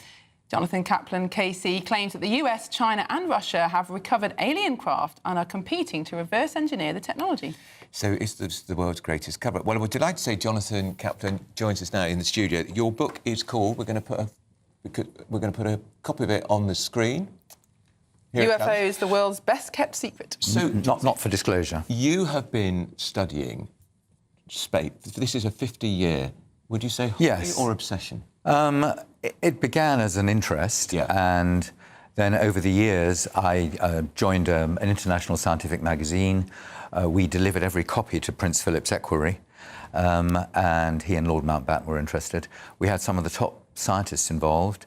And then, of course, over the years, I've met many researchers, many people inside the intelligence services who I gained their trust. They've spoken to me. And I've wanted to write this book for a very long time because this is a very real phenomenon and it challenges some very fundamental concepts. And we need to have an informed debate about it. Why would America and why would they cover it up? Because they've the fear of panic? I think there are two reasons. Firstly, because they have extensive reverse engineering programs which are organised under what are called special access programs with private defence contractors. And that technology would put them in a dominant position. They're trying to find out what they can from, believe it or not, crashed anomalous craft, which they have recovered. So too does China have these programs, so too does Russia. Billions are spent on them. Congress is now only beginning to learn the truth, and they're in a battle with the Pentagon. Jonathan, I'm so sorry to interrupt. Don't go anywhere. We will come back to you, but we are going to just briefly cross live to France, where the US President Donald Trump is speaking to leaders at the G7 summit in Evian-les-Bains. That we're very proud of as well in the US, and also American companies investing in Qatar. So overall, we are very, very proud and very happy about this relationship. And, I want to once again thank you very much for your leadership. I think it was a very critical time, but I think you took the right decision. Thank you. Thank you, Tim. Qatar is going to be investing much more than $1 trillion in the United States. We have over 18. It's going to be 19.4 or so when it figures out. But you know, we set a record. There's never been anything like it. No country in history has had that kind of investment. We'll be having almost $19.2 trillion invested in the United States. The record was 10 years ago from another country when it was hot. But we have the hottest country in the world right now. But Qatar's been a great investor. We really rekindled ourselves when I met with you last year, a year ago, probably 13, 14 months. That was a good trip. And it was May, so last May, I think. Yeah, I mean, a year. Yeah. That was a great trip, and we established. We've been friends for a long time. We've known each other for a long time. But Qatar is investing tremendous amounts of money in our country, and we appreciate that. I don't understand a word the President of the United States is saying. I'm sorry, because the reception about Jonathan. So go back to where we were. Yeah, so I was saying, this book, Not for Disclosure, really is imparting a lot of the information I've had from insiders, and this is a very real phenomenon. Where are they coming from? Well, that's the second reason they can't really disclose, because although they've been researching this for a very long time, I think that the Americans really don't know, nor do the Chinese.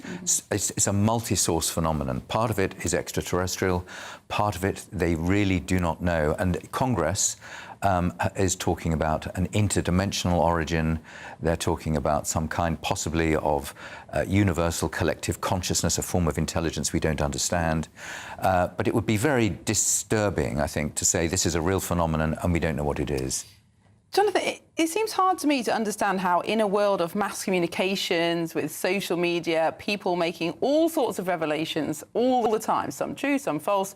I mean, just look at the intelligence, the knowledge that we've had about the war in Iran, you know, how we were able to see in real time the build-up of men and material in the Middle East. It seems astonishing to me that if these claims are true, that they have not been revealed or leaked on social media in any way.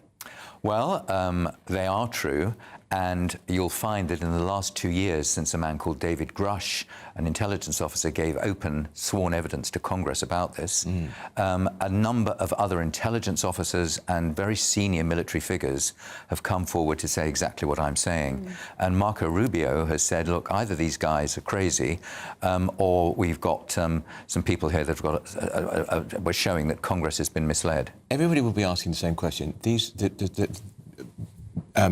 Wreckage of craft that found on Earth. Yes. Who was in it? So there are some biologics have been found in the craft of what we would, when I was going, would call Martians. Well, you can call them alien life forms, if you like. Yeah. Dr. Eric Davis, a very senior physicist, has given evidence to Congress which accords with the literature that there's about 5 species that are well known. Paul Hellyer, who was the former Defence Minister of Canada, told me that he knew of 40 more. Wow. So there are very large numbers. And this is a subject, the lid amazingly has been kept on it, but it's about to blow off, and it's certainly blown off in my book. Are they cleverer than us? Some of them are. They must be, because the technology obviously is way in advance of ours. But they seem to show let's say a disinterest. But the real concern is what's the agenda. If they wanted to be hostile, they could have been by now. You don't believe any of this, Miriam, do you? You're a sceptic. I am a Come sceptic. On, be sceptical. Yeah, I'm very sceptical. I don't believe there's any other life out there. I think the conditions on Earth are so unique for biological life. It's difficult to understand them. But we don't know what the anywhere. conditions are like in the rest of the universe. We don't, and I think, just taking your point, I mean, the conditions here are extraordinary. Just look at tropical fish, the hundreds, thousands of varieties. Is that natural order, or is this something that's actually been arranged here by an intelligence? Or could it be to do with the uniqueness of carbon and oxygen bonding, which gives rise to respiration? Yes, sorry. I'm afraid my knowledge of chemistry seems to preclude the existence of other life. But who knows? Do you think we will ever see one of these anomalous in our lifetime. Well, many people have seen them. Many people have seen these craft. Many people have had claim to have had contact with aliens. There's 2 cases which are very well established by the intelligence services and which have been recently spoken about. One in Russia, one at Holloman Air Force Base, where, again, President Bush Sr. was briefed about that. It's absolutely fascinating. We're going to give you a 13-amp plug for your book. Just remind us, Jonathan, what it's called. Not for Disclosure, published by Penguin Century. It's honestly, it's fascinating, and I've got it. Jonathan hasn't signed it for me. He didn't bring his book with him. Next time. Really interesting to talk to you. Yeah, thanks so much for coming in, Don. We're off to Ascot Races with the man wearing the finest hat in the news business. Thank you. Well, yes, the gates are open for Royal Ascot, the first day of Royal Ascot. The champagne is now flowing, the crowds are here, and of course royalty, the most prestigious event in the British social calendar. Very shortly we're going to be talking to the Chief Executive of Royal Ascot live here on GB News. But first, if you're in search of some holiday sun, here's the forecast for some of the top European destinations. I forecast a perfect holiday in the sun. Weather looking good then? For sure, and no worries about our travel insurance. All Clear Travel Insurance sponsors GB News Travel Destinations Forecast. A heatwave is building across western parts of Europe at the moment, and that heat is going to be pushing further eastwards through the next few days. Whilst there is a lot of sunshine mixed in with it, and temperatures therefore getting into the mid to high 30s, possibly even low 40s, with that heat, worth bearing in mind, we could see some hefty thundery downpours developing across, well, many areas. Some heavy or more persistent rain affecting Greece as well through tomorrow. Otherwise, it's looking largely dry, often sunny and hot through the end of the week. All Clear Travel Insurance sponsors GB News Travel Destinations Forecast. GB News Breakfast, every day from 6 a.m. Princess Anne and the way that she has brought up her family is really interesting, isn't it? Because, you know, you've got daughter and son who've not taken on royal titles, who've just got on with their lives. I think now, in retrospect, we can say it was an inspired decision of the Princess Royal, Princess Anne, not to have her husband receive a Grand Peerage title, which meant, of course, that her children would just be plain Mr. and Mrs. Zara is Mrs. Tyndall, he is Mr. Phillips, and that's allowed them actually to have a much more normal life, not being in the necessary glare that attaches when you have the HRH prefix to your name and become a duke or a duchess or whatever. And yes, they have had great lives in the private sector. GB News, the People's Channel. This is GB News, Britain's news channel. Dorothea, how does it feel being here today, joining other veterans? It's marvellous, because for years after the war ended, nobody knew that women had even done anything during the war. And also, they suddenly discovered that, good heavens, women have got brains.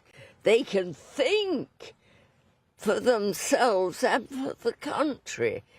And it was naturally assumed that everybody would willingly do their bit for England. And they would have. We had one purpose in life, which was to free the world from Nazism. The People's Channel. This is GB News, Britain's news channel. To a lot of people, there's just a series of names, and they are to us. But suddenly we come to a name, and we knew that guy. This one down there, Daddy Circus. I served with him. I know what a lovely man he was. Terrible waste that he dies. There's another guy, Lieutenant Fraden, who was my signals officer in the 2nd 4th Essex. Was transferred to the 2nd Essex when we were transferred to the Dorsets. He got killed by a sniper. What a wicked waste. Wicked waste. And then the powers that be are warming up for another one. Doesn't make sense. I bet God above is regretting giving man his free will. That's all I can think. GB News, the People's Channel.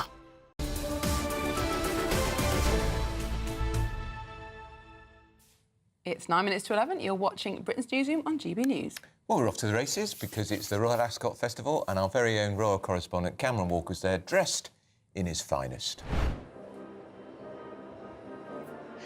Good morning to you both. The gates are open here for the opening day of Royal Ascot, and I'm delighted to be joined by the Chief Executive of the racecourse, Fliss Barnard. Fliss, welcome to GB News. First of all, why is it such an important, prestigious event in the British social calendar, Royal Ascot, after all these years? Oh my goodness, and I think we still are, right. So we're 300 years old as a business, and Royal Ascot's been going for over 200. So we're really cemented into the British summer. We're a moment of time, and we represent all things Britain and all things wonderful.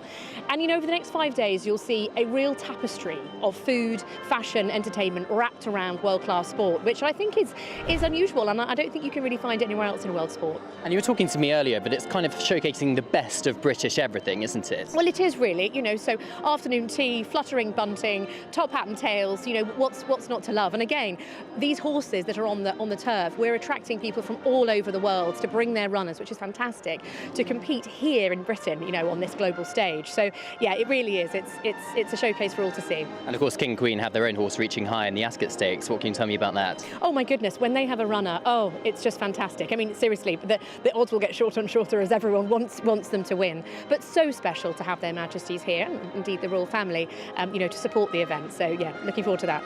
And of course, lots of different enclosures here at Royal Ascot, so there kind of really is something for everyone. I know of a coach coming from Warwickshire on Thursday, for example, for Ladies' Day, but it's not called Ladies' Day anymore, is it? It's Gold Cup Day on Thursday, Gold Cup Day, that's right, absolutely. And I think that's something we're really proud of. We actually had an economic impact study done recently and found out that, you know, 3/4 of UK postcodes are buying tickets to come here. So this is a national phenomenon, people coming from everywhere, and as you say, something for everyone. You know, our cheapest ticket at the beginning of the year was £25, right up to multiple thousands for your kind of fine dining Michelin star chefs. Everything in between, 4 enclosures, events within events, a feast for the eyes. And just very briefly, what's the one thing that people should look out for if they're coming here today for the opening day of Ascot? So I would always come to the parade ring. Where we're stood here, this is the jewel in our crown, the hub, the epicentre of everything that happens. You'll see all the horses before parading around, and then of course the winners as they come in. Make sure you come here, keep your eyes on those horses. Barnard, thank you very much, Chief Executive of Royal Ascot. Well, of course, we're here all day at GB News. We'll be bringing you the royal procession at 2 o'clock, plus, of course, all the runners and riders. Let's see if the King and Queen's horse wins. Thank you, Cameron, and a fantastic top hat there. Very good, very good. Mine was a grey one when I went last year. You get black or grey. I would have thought it would fly off on your motorbike. I know, I had to take it off. I had my crash helmet on. Now, up next, the National Crime Agency, hugely significant story now, has ordered police forces to reinvestigate historic grooming gang allegations going back as far as 2010. We'll have those details with Charlie Peters. This is Britain's Newsroom, Britain's favourite morning show on GB News. Stay with us.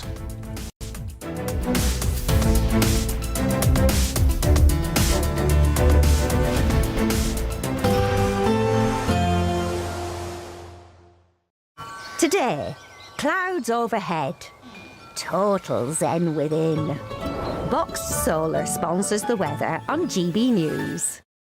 Good morning, I'm here with your GB News weather update from the Met Office. A fair amount of cloud and a fair bit of rain for many of us through today. Meanwhile, in the southeast, it's actually going to be pretty hot. That's because we had the best of the dry, sunny weather here. Not necessarily wall-to-wall blue skies. There'll be some hazy sunshine around, high-level cloud, that kind of thing. But a lot of dry, bright weather here. Across many northern and western parts, however, quite cloudy at times, and there will be some outbreaks of rain coming and going as well.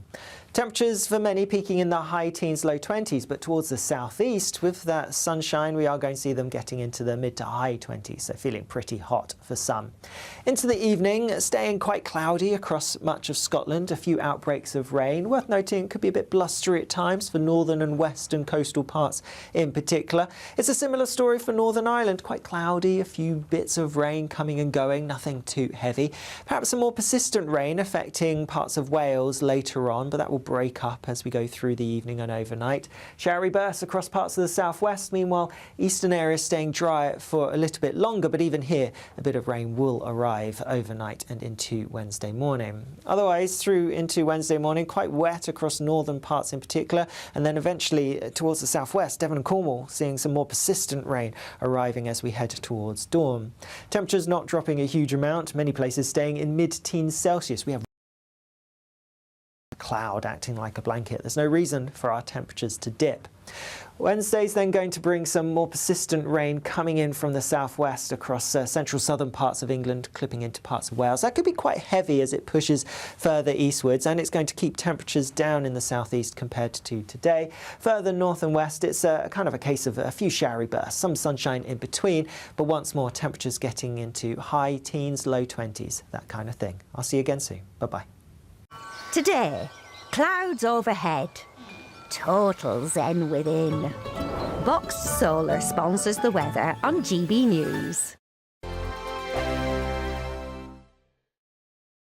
There's just 2 weeks left to grab a chance to live the summer of your dreams. With a totally tax-free £76,543.21 in tax-free cash to be won. Someone really has to win it, and it could be you. For a chance to win, text cash to 63225. One entry costs £2.50 plus one standard network rate message. Or text bonus to 63225. 5 entries cost £5 plus one standard network rate message. Go to gbnews.com/win. Entries start at £2.50. Call 0903 686 3232. Calls cost £2.50 plus your network access charge. Or post your name and number to GB21 PO Box 8690 Derby DE1 9TT. UK only. Entrance must be 18 or over. Lines close at 4 p.m. on the 26th of June. This is a network giveaway. Entries will be pooled. Please check the closing time if listening or watching on demand. Good luck. Some people enjoy lazy Sunday mornings, but not me. What's the truth of the matter? So that's a very live question. Would you support him if he waters down these plans? Before the spin sets in, I'll be getting to the truth. This is personal. No soft questions, no easy answers. It's one thing if the state has rules in this country. It's another thing whether the police and others actually police them. Setting the agenda and holding those in power to account. You can't really blame her if the system is set up this way. You will not want to miss it, trust me. The Camilla Tominey Show, Sundays from 9:30, only on GB News. Bold. They are under no illusion. Ray, are you a human trafficker? Boundless. I've had enough of the nonsense, and I'm not afraid to say it. Don't get us on a BBC. Every weeknight, I tear through the headlines. The smell of gasoline. Should we be worried about it? From Westminster madness to cultural war chaos. What we're going to do now is they are throwing things out the car as we speak. Get ready, Britain. Here we go. Patrick Christie's tonight, weeknights from 9 p.m, only on GB News, Britain's news channel. As soon as it hits 11 and the headlines come in, The Late Edition brings you the breaking news from all the front pages. because the news is going to happen. So get a head start today. Patrick Christie's tonight, late edition. Alex Armstrong tonight, Late Edition. From 11 o'clock every night. Only on GB News, the People's Channel, Britain's news channel. I've been in Westminster for a long time, but I know that though power may be here, its effect on people's lives is across the whole of the country.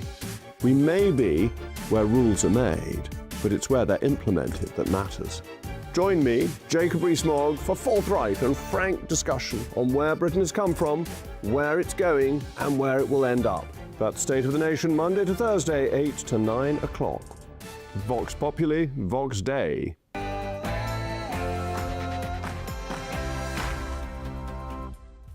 It's 11 o'clock on Tuesday, the 16th of June. We're live across the United Kingdom, Britain's newsroom, with Andrew Pearce and Miriam Cates. Well, some grooming cases have been reopened. The National Crime Agency orders police forces to reinvestigate historic grooming gang allegations that go back as far as 2010. And 8 cases will be investigated, and this comes 1 year after Baroness Louise Casey's investigation into grooming gangs found widespread failures. Britain fuels Ukraine today. Sir Keir Starmer unveils a major nuclear support package for Kiev worth £210 million and tougher sanctions on Russia. And, unfortunately, Keir is not Winston Churchill. Well, the Prime Minister and US President Donald Trump came face-to-face last night at the G7 summit as Trump says that Russia should make a deal with Ukraine. Former Health Secretary Wes Streeting is setting out his plans to cut red tape and get the economy growing. We heard that before. Stay where you are! Stay there! Stay where you are! Okay, with me, up. Subject here! Stand still. A BBC investigation finds that Russia was behind arson attacks targeting private property connected to the Prime Minister. I can announce that the government will ban access to social media for all children under the age of 16. Well, we're wondering if the Prime Minister's breathing a huge sigh of relief because Harry and Meghan, of all people, are backing his social media ban for the under-16s. That's the right one, isn't it? But they say it should go even further.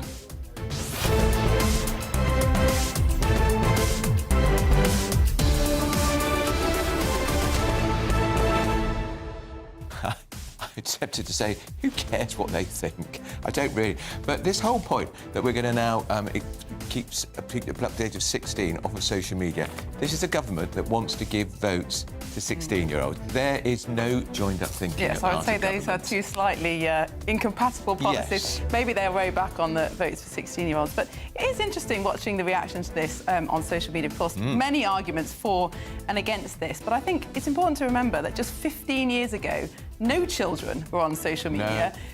Childhood was different, but just as good, I would argue. Maybe better. We're not talking about rolling back 200 years of history here. We're just talking about regulating a technology that wasn't really even a thing just a short while ago. Of course, a lot of people are saying the way to solve this is you just take smartphones off children. They don't have smartphones, they just have the old brick phone, which is just a phone. I do think that is the answer, but it's very difficult to legislate for that. Are you talking about criminalising parents for giving a hand-me-down iPhone? That is quite difficult. I do think the tech companies should be developing much better phones that are brick phones or brick phones plus, but we're not there yet. As ever, tell us what you think. Send your views, post your comments by visiting gbnews.com/your say. But first, here's the news with Sam Francis.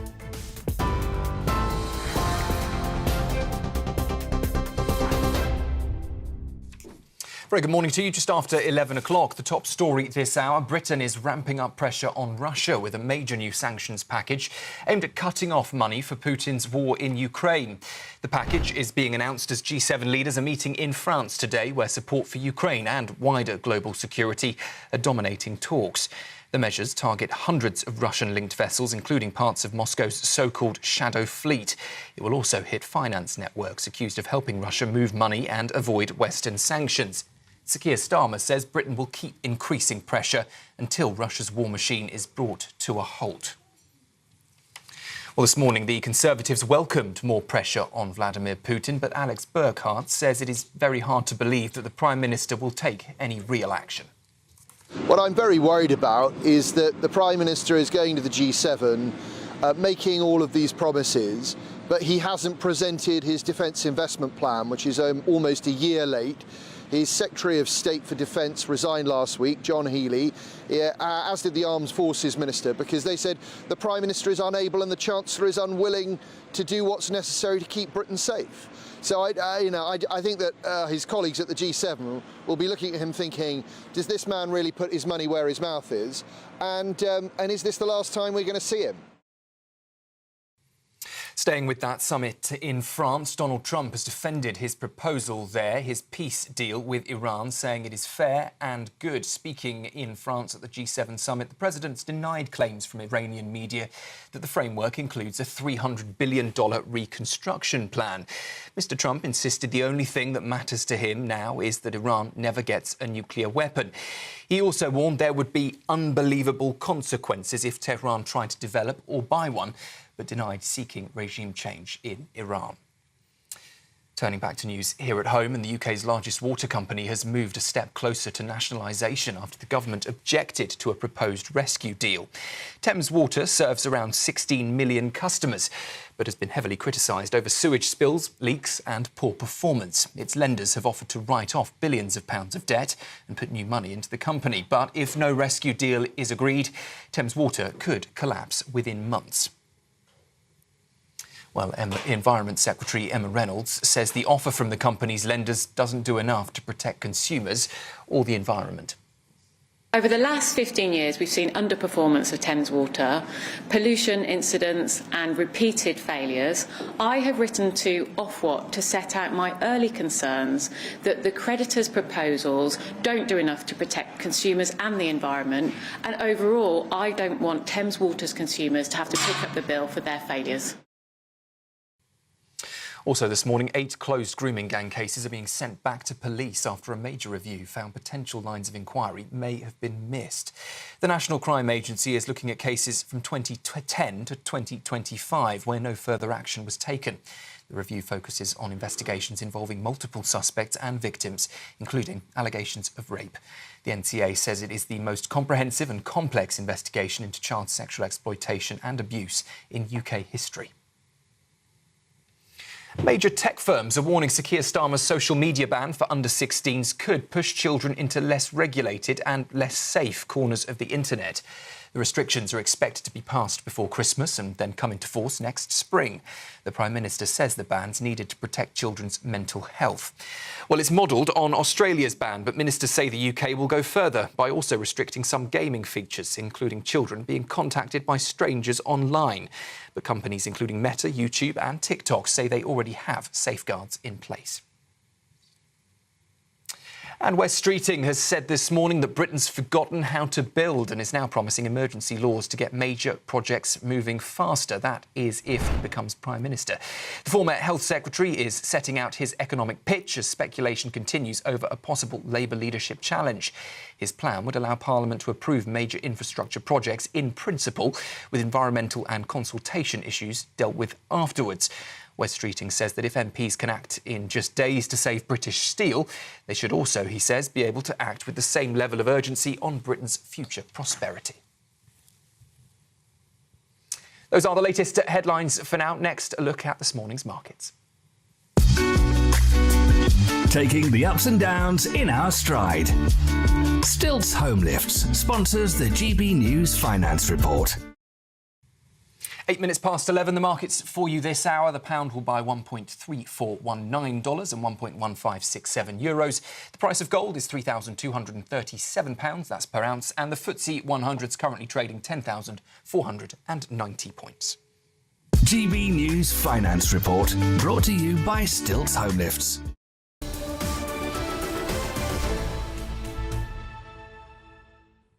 Hello, good morning and welcome. You're watching and listening to Britain's Newsroom. We're live across the United Kingdom on GB News with Andrew Pearce and Miriam Cates.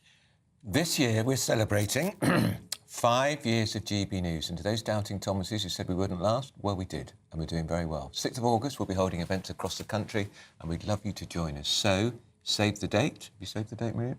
I have now. So have I.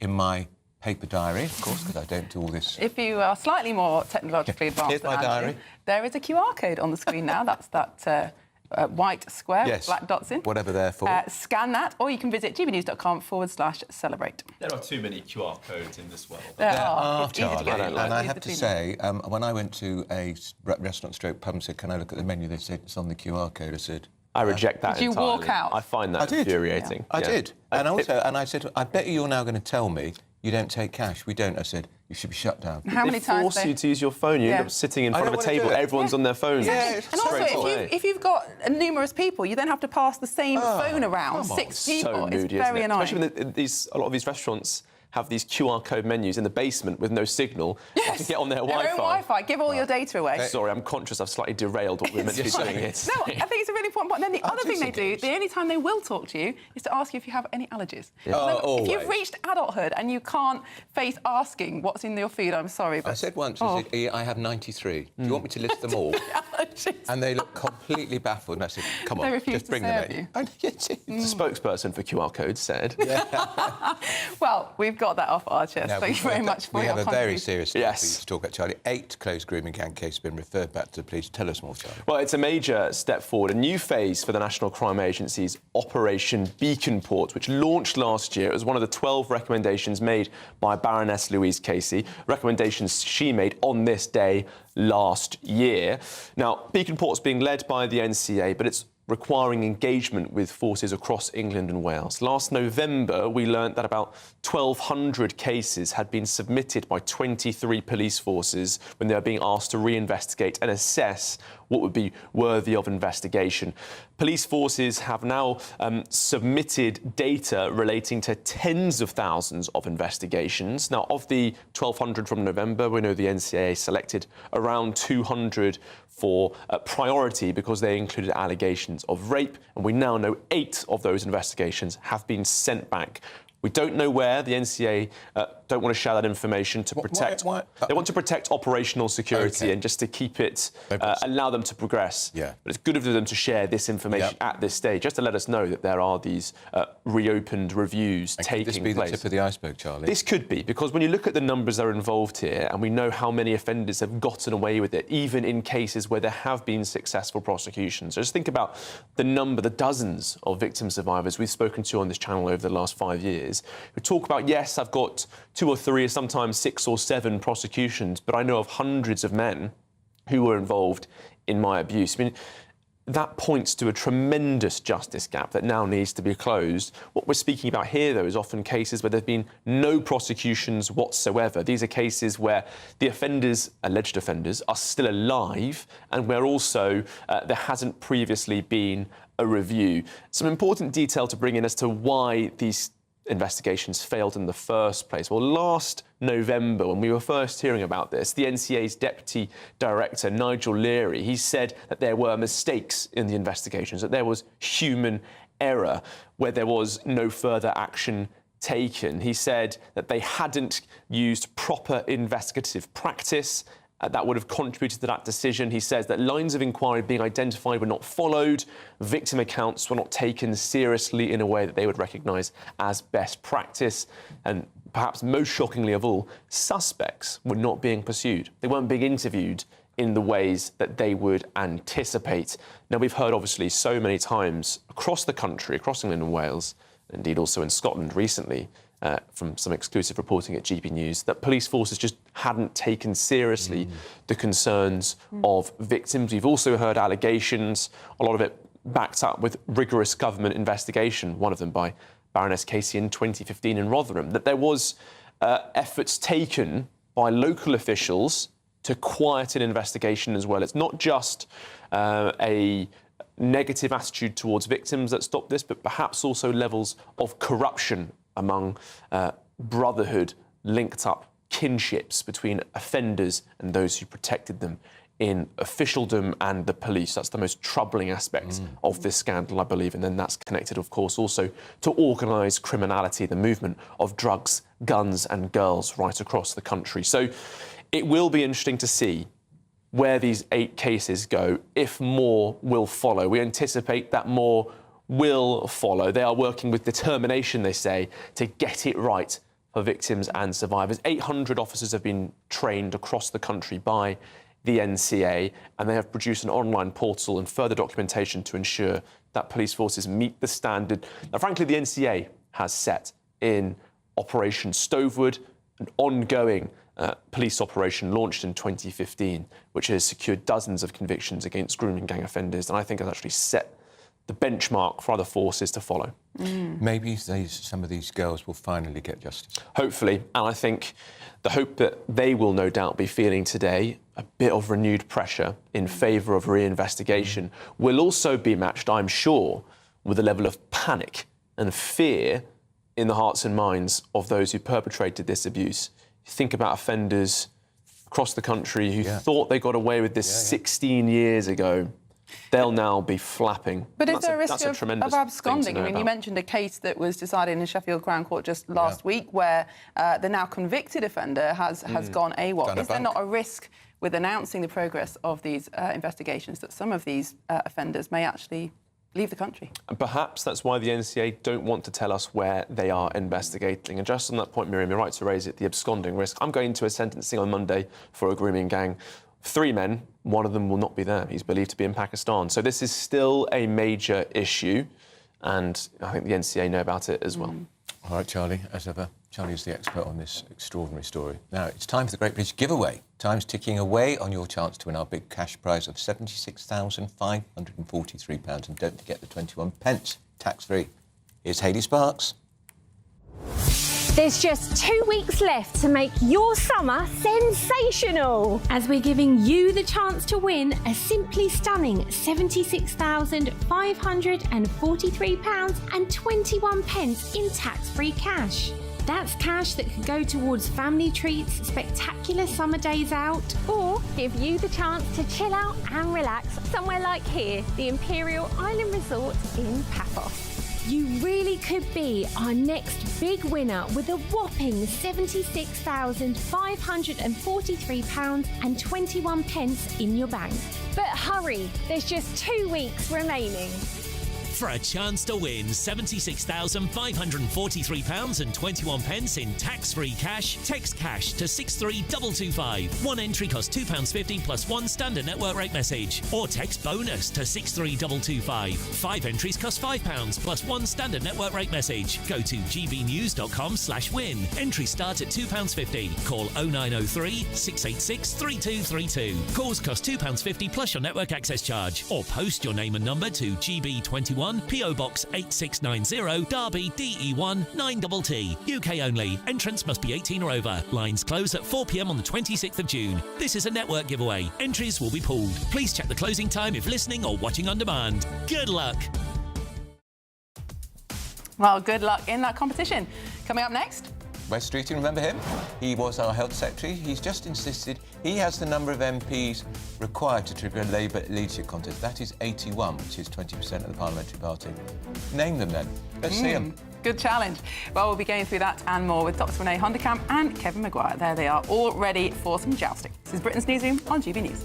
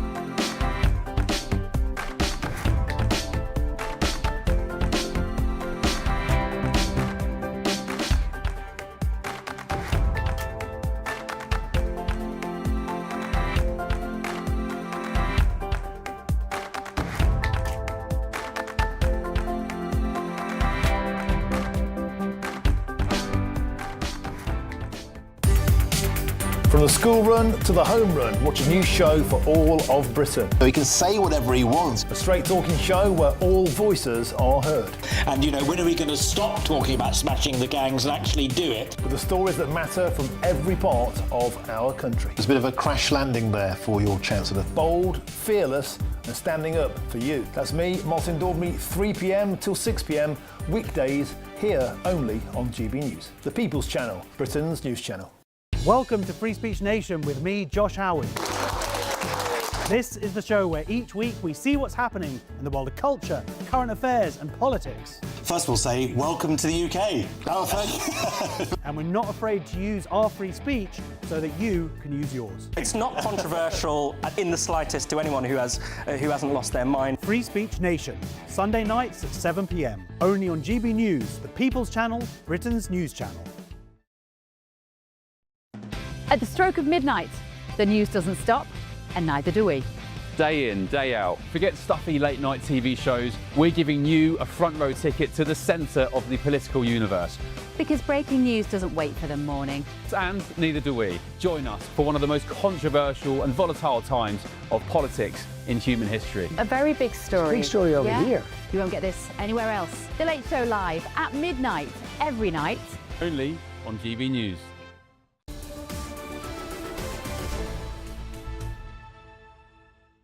Wes Streeting's made a speech about how we'll transform the economy, and my prediction is nobody's going to pay any attention to that. What they're really interested in is he says he has the names to trigger a Labour leadership contest. We have on our panel are back, Dr. Rennie Hunterkamp, Kevin Maguire. You need 81 names, Kevin, 1/5 the parliamentary party. If he's got them, why hasn't he published them? Yeah, and he didn't seem to have them when his colleagues were resigning and he walked out.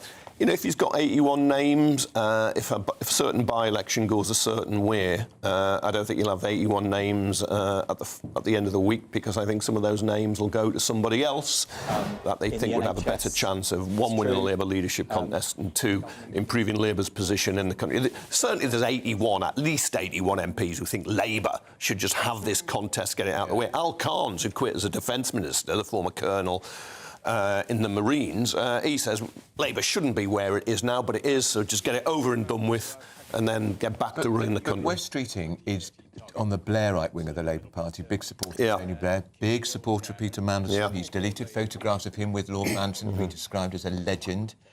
All that will legend. Yeah, that will all damage him. Don't you think? Yes. Yeah, I think it will. I think it will. Is he not just putting a marker in the sand to say to, another person who might win that position, I'd really like to be in your cabinet, so be careful, I might be a threat. Let's just mention Andy Burnham's name. I mean, we might as well. We will mention the names of the other candidates that will be on the website too. But I think the dark horse, if we're allowed to use that expression. No, John Healey. Healey, yeah. The Defence Secretary, who's been around a long time, very experienced, doing no-nonsense. A little bit dull? Well, no more dull than the Prime Minister. I mean, he's the will the Prime Minister stand? Because he doesn't have to get names. He's automatically on the ballot. Why would he give up? Kevin, he wouldn't give up with that. Yeah, but I think the plan is, if Burnham is in there, is to get an overwhelming show of force by getting so many MPs backing him. He swamps the others, whether you're Wes Streeting, John Healey, Keir Starmer, that as a coronation. That is the plan. Whether it works like that is another matter. Want to have a vote? Yes and no. If they're just going to vote for somebody who's clearly going to win, then people don't feel they have to. And if you can present it as a coronation, it can be over during the summer, in place in the autumn, and then set out your stall for running the country. Should it all work out? So if he wins the by-election, he immediately resigns as Mayor of Greater Manchester. Yep. And there has to be a contest to replace him, which will cost the taxpayer £5 million, by the way. Would he run to be after that election's over? When I talk to his supporters, I'm unsure about. Kevin, we'll be back with you in a moment. We're just going to cross over to France, where the Prime Minister, Sir Keir Starmer, has been speaking at the G7 summit. This will be exciting. Obviously, it was a bad attack, and all the details have now come out in court, and justice has been done. So I'm pleased in that respect, particularly for my family who were affected by it. I think it has to be seen in its broader context. Here we are at the G7. We've just had the Ukraine session, and actually there was real unity in the room, in the G7, about the fact that Ukraine is doing better now, regaining territory, that the sanctions are having a real impact on Russia, and a real sense that now is the moment for all of us as a G7 to ramp up the pressure. And obviously you'll have seen this morning we put on even further sanctions in relation to Russia. So I see this all in its context, but justice has now been done, and I'm very pleased for my family's sake that that's happened. Your ministers have sent out conflicting signals about whether the money element of the defence investment plan is open or closed. What is the position? Well, the position on investment in defence is, firstly, that we increased last year defence spending from 2.3 to 2.6%. That's the biggest increase since the 1980s, and that means £270 billion will be spent this Parliament on defence. On top of that, Defence Investment Plan, which obviously gives us the capability for the future, will put even more money in relation to that. I've been really clear that that's required difficult decisions. I have taken the decision to reallocate money from other departments. Obviously, the new Defence Secretary is reading in, and we're talking to him about how and what we will spend that money on in terms of the capability. And he's got his own thoughts now about what the priorities should be. And so I think that's the discussion we're in the middle of at the moment. Could the British Navy be involved in the Strait of Hormuz as soon as next week? Well, let me first say how much we welcome the deal that President Trump has been able to get in this situation, and congratulate him and the mediators on the work that they have done, because this is a really important breakthrough. At the G7 here, we've been discussing the details of that deal and how we get the Strait of Hormuz open as quickly as possible. As you will know, President Macron and I put together a group of countries prepared to play their part in terms of reassurance to get vessels through the Strait. That is hugely important in terms of reopening the Strait. Very, very important for us in the United Kingdom, because, of course, the Strait being closed in the way that it has had an impact on our economy, had an impact on every household across the country. So we'll play our full part in relation to that, and that's been amongst the discussions we've had as a G7 and with President Trump in the margins. And very quickly, your supposed political friends tell me your time is up. If you decide they're wrong, how will you persuade them? Well, look, we got a landslide victory in 2024 for a 5-year mandate for this Labour government. I said at the time, we will both invest in our public services and we will grow our economy. And many people said to me at the time, just as they're saying things to me now, that's not possible here. And if you look at the results, we have invested in our NHS, waiting lists have come down, biggest drop in 17 years just the other week, and at the same time our economy is stable and we've got the highest growth in the G7 at the moment. So very many times on my political journey people have said to me, it's not possible, they said it's not possible to turn the Labour Party around, it's not possible to win an election, it's not possible if you do win an election to invest in your public services and stabilise the economy. Wrong every time, and that's why I intend not to walk away from this, but to carry on with what I was elected to do, which is to serve this country and bring about the change that people desperately need in their lives. You're Cape Verde, not Spain. Well, Cape Verde result was quite remarkable, I have to say. But look, we got England tomorrow night, and the thing about the G7 is it finishes on Wednesday, just in time for me to get home to watch the match, which I'll be doing. Thank you very much. Thank you. We're going to go to our political editor, Chris. I just want to say, Mary, they're in that stunning part of France, and number 10 put him with that dreary grey backdrop. Could have an alpine backdrop. And he sounded even more boring and nasal than normal.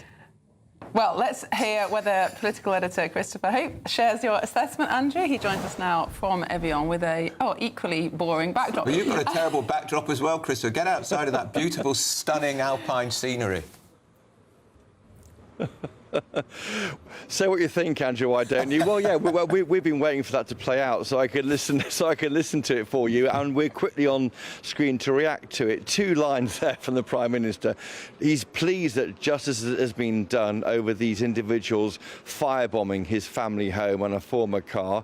Totally outrageous. Of course, claims by the BBC the Russian state is behind it. He quickly pivoted, didn't he, toward talking about Ukraine. He's loath, it seems, to talk about how it feels to have that happen. I mean, frankly, if the BBC are claiming, of course, that Russia were behind it, to have that happen to the elected Prime Minister of our country is totally outrageous and shocking.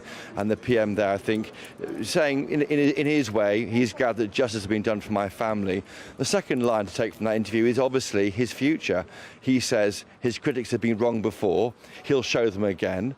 The reports are already that Wes Streeting thinks he may have the 81 MPs necessary to mount a leadership challenge. We know that Andy Burnham, if he gets back to Parliament, will also join that. So it looks like we're facing a Streeting, Burnham and a Starmer runoff for the Labour leadership later this year. We'll know more on Friday and over the weekend, and it may be that the PM is pressured to set out a timetable to stand down. But he's making clear he's in it to win it. He thinks that the mandate he won in July 2024 as Labour leader is a personal one.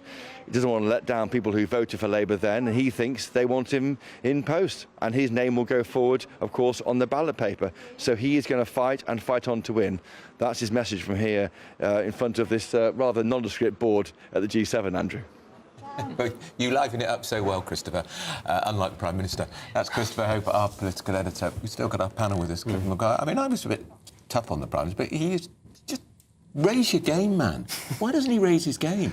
I think he can't. He doesn't want to look on holiday. I mean, you're right. He's in a lovely place with an alpine, vista, but he doesn't want to. And of course, it is. He did have his house firebombed, his car firebombed by Russian criminals or Russian hired criminals. I would have thought taking sanctions against their fleet and finance is going to make that a very, very expensive arson attack for Putin. Renee, we've been talking. Chris was talking there about the potential leadership candidates if we do have a leadership election later in the summer. We're streeting potentially Andy Burnham, but Andy Burnham entered this race as the most popular politician in the country. Obviously, huge name recognition and approval around Manchester. But the Telegraph reported today that his personal approval ratings have dropped by 15% since the start of the by-election campaign. That's quite interesting, isn't it? And do you think that's just the constant changes of mind? Well, people learning more about him, I suppose. Yeah, and just U-turn after U-turn. And that damaged him in the 2015 leadership contest. Yeah. So does that not say to these politicians that you can't be a chameleon as a politician? You can't believe in something today and something else tomorrow just because it suits the narrative. You need to be a conviction politician who knows what you stand for and be prepared to stand by it, even if you think it might be unpopular. Is that a fair criticism? I mean, because that was the criticism in 2015. Wasn't it? He was the front runner. And Corbyn walked it. I think he did keep changing his position. I think it's more we live in a very fractured, polarised society. And the days when Thatcher or Blair could command much of the country are long gone. But they were, and you can see no. They were both leaders. Yeah, but you can see no political party, and Farage is quite popular with his base, and then the rest of the country really dislikes him intensely. And his party's around 30%, just under 30%. That's fewer than 1 in 3 of the voters. I think Andy Burnham there's more scrutiny. What do you really stand for? It's all right when you're Mayor of Greater Manchester going, hey, everyone can love me. And then all of a sudden you've got to say, what would you do on welfare? What would you do on defence? What would you do on waspy women? And it all becomes real. We did have a very popular mayor who became Prime Minister. That went well. It didn't go well, did it? But again, he was seen as a bit flip-floppy on things in the end, wasn't he? That he was responding to the last person in the room, changing his mind on COVID, whether it was infectious, wasn't infectious, and all of this. I mean, you say about Blair, and I am no fan of Blair. I think he has actually destroyed this country from when he became Prime Minister. But I listened to him being interviewed the other day on his 5,000-word essay, and actually, by the end of it, I thought, he still has that presence. He does. That commanding tone. And I listened to him and I thought, lots of that makes lots of sense. He's got very right-wing, that's why you... the truth is that now politicians divide rather than unite. We're in that era, and I think it's very poisonous and bad for the country, but how you get from there, because the person I'd want to unite is not going to be the person Renier wants to unite, and you'd want them to unite on different things. And I think Blair was a leader, Thatcher was a leader, and I've always said about Starmer, he's a lawyer, not a leader. Yeah, and you said, why didn't he jazz it up a bit? Yeah. I don't think he's capable. Can. I think if it's not in your personality, you can't do it. Well, thank you to our panel. We'll see you next week. Because Kevin mentioned the you-know-who, we have to, because of Ofcom rules, we have to give you the full list of candidates in the by-election I was race. so good. And it's on the website too. So, for the Labour Party, Andy Burnham, Alan Howling-Lord, Hope, the official monster raving Union Party. You're not supposed to laugh. Robert Kenyon, Reform UK. Rebecca Shepherd, Restore Britain. Michael Winstanley, the Conservative Party. Jake Austin, the Liberal Democrats. Dan Clark, the Libertarian Party. Peter Mark Ward, the Rejoin EU Party. Sarah Wakefield, the Green Party. Ed Gemmell, the Climate Party. Robert Pownall, Independent. John Alfred Dyer, Independent. Paul Richard Gould, Independent. And Count Bimface Party. Mustn't forget the last one. We're going straight to the 60-second news update with Sam Francis.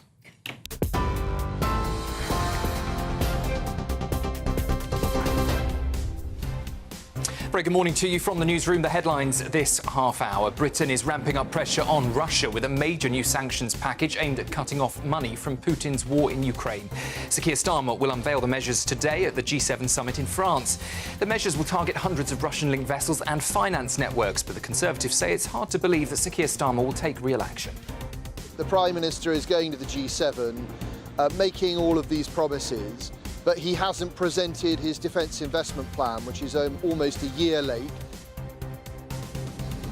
The UK's largest water company, Thames Water, has moved a step closer to nationalisation after the government objected to a proposed rescue deal. Concerns the company could collapse first emerged 3 years ago. The Environment Secretary says the £10 billion bailout doesn't do enough to protect customers. My priority is to secure the best outcome for consumers and the environment, and I don't want Thames Water's consumers to have to pick up the bill for the company's failures. 8 closed grooming gang cases have been referred back to police forces for re-investigation.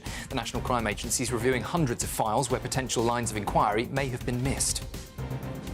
And major tech firms are warning that Sir Keir Starmer's social media ban for under-16s could push children into less regulated and less safe corners of the internet. The Prime Minister says that ban is needed to protect children's mental health. But companies including Meta and TikTok say they already have safeguards in place and want clearer rules now on how the age checks will work. Those are the latest headlines for now. Plenty more still to come with Andrew and Miriam. Tune in to GB News Radio wherever you are. Online, on DAB digital radio, on TuneIn, on Radio Player, on Nation Player and on your smart speaker. Just say, play GB News.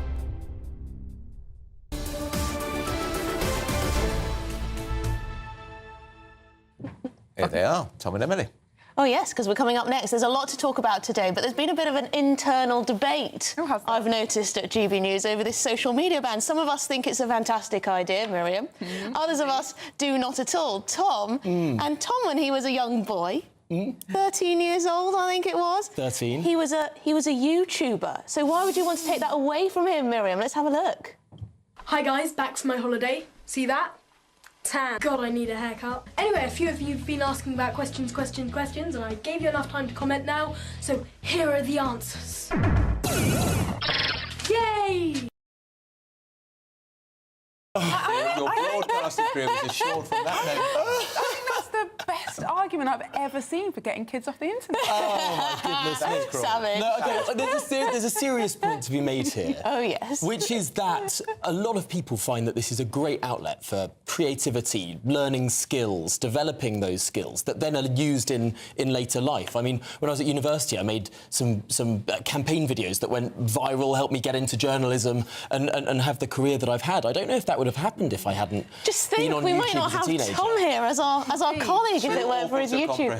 But I think nobody's saying, certainly not me, that kids shouldn't use the internet or that there shouldn't be, software and laptops available to discover these things and learn these things. But I think one interesting fact that I read the other day is that with YouTube and other sites like that, yes, there are lots of kids trying new skills, but the number of children actually becoming proficient in musical instrument, other things, has massively dropped because the tendency is to learn these things superficially and then move on to the next thing. Yeah, whereas Tom. learning offline, it develops a much deeper sense of learning and Were you learning the violin and the piano at the same time? I did do about fun What fact, about I did learn the whiteboard? When did violin you for learn about the 3 whiteboard? weeks. I quit and started the saxophone, which I was There much you better go. at. Can you still play it? No, I haven't played the saxophone in a long time. But I anyway. When did you learn your whiteboard skills? Probably interactive whiteboards when I was at school. They were just coming in as I was. Anyway, we're getting around the point. I think it is a marvellous discovery tool. Not everyone's going to be making videos online, but a lot of people are going to be reading around their subjects online, discovering new things, hearing interviews with business leaders, politicians, whatever else it is. True. And if that is cut off from... And we're not talking about 7 and 6-year-olds. We're talking about 14 and 15-year-olds, people who are doing their GCSEs, no longer being able to use YouTube. Platforms that can host those things that aren't user to user. That's the point of the ban is to stop kids using these user to user services. They're the ones that say. I think the ones that have the most content are the user to user innovation, platforms. maybe even British innovation, will be the result. State managed. On that point, we're now going to say all eyes are on Evian, France. We're not talking about the water. Donald Trump, is he going to unleash a verbal tirade against our Prime Minister? Well, he's also described that Iran deal as an important breakthrough. Will that stop Trump again? Doubt it. This is Britain's Newsroom on GB News.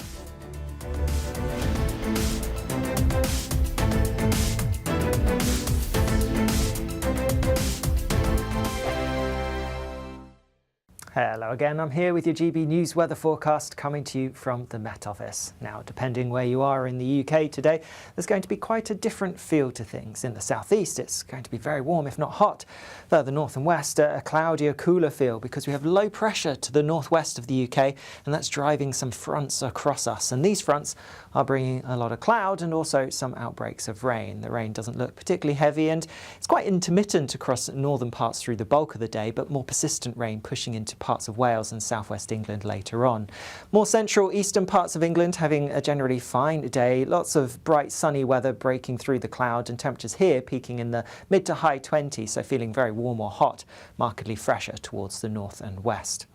Into this evening, and we're sticking with the quite cloudy theme across much of Scotland. Still some outbreaks of rain around, nothing particularly heavy. There could be some blustery winds in a few spots, but they're not especially strong. It's a similar story across Northern Ireland, so quite cloudy, a few spots of rain here and there. And then heading further south across, well, northern England, it's turning a bit wetter towards southwestern parts here.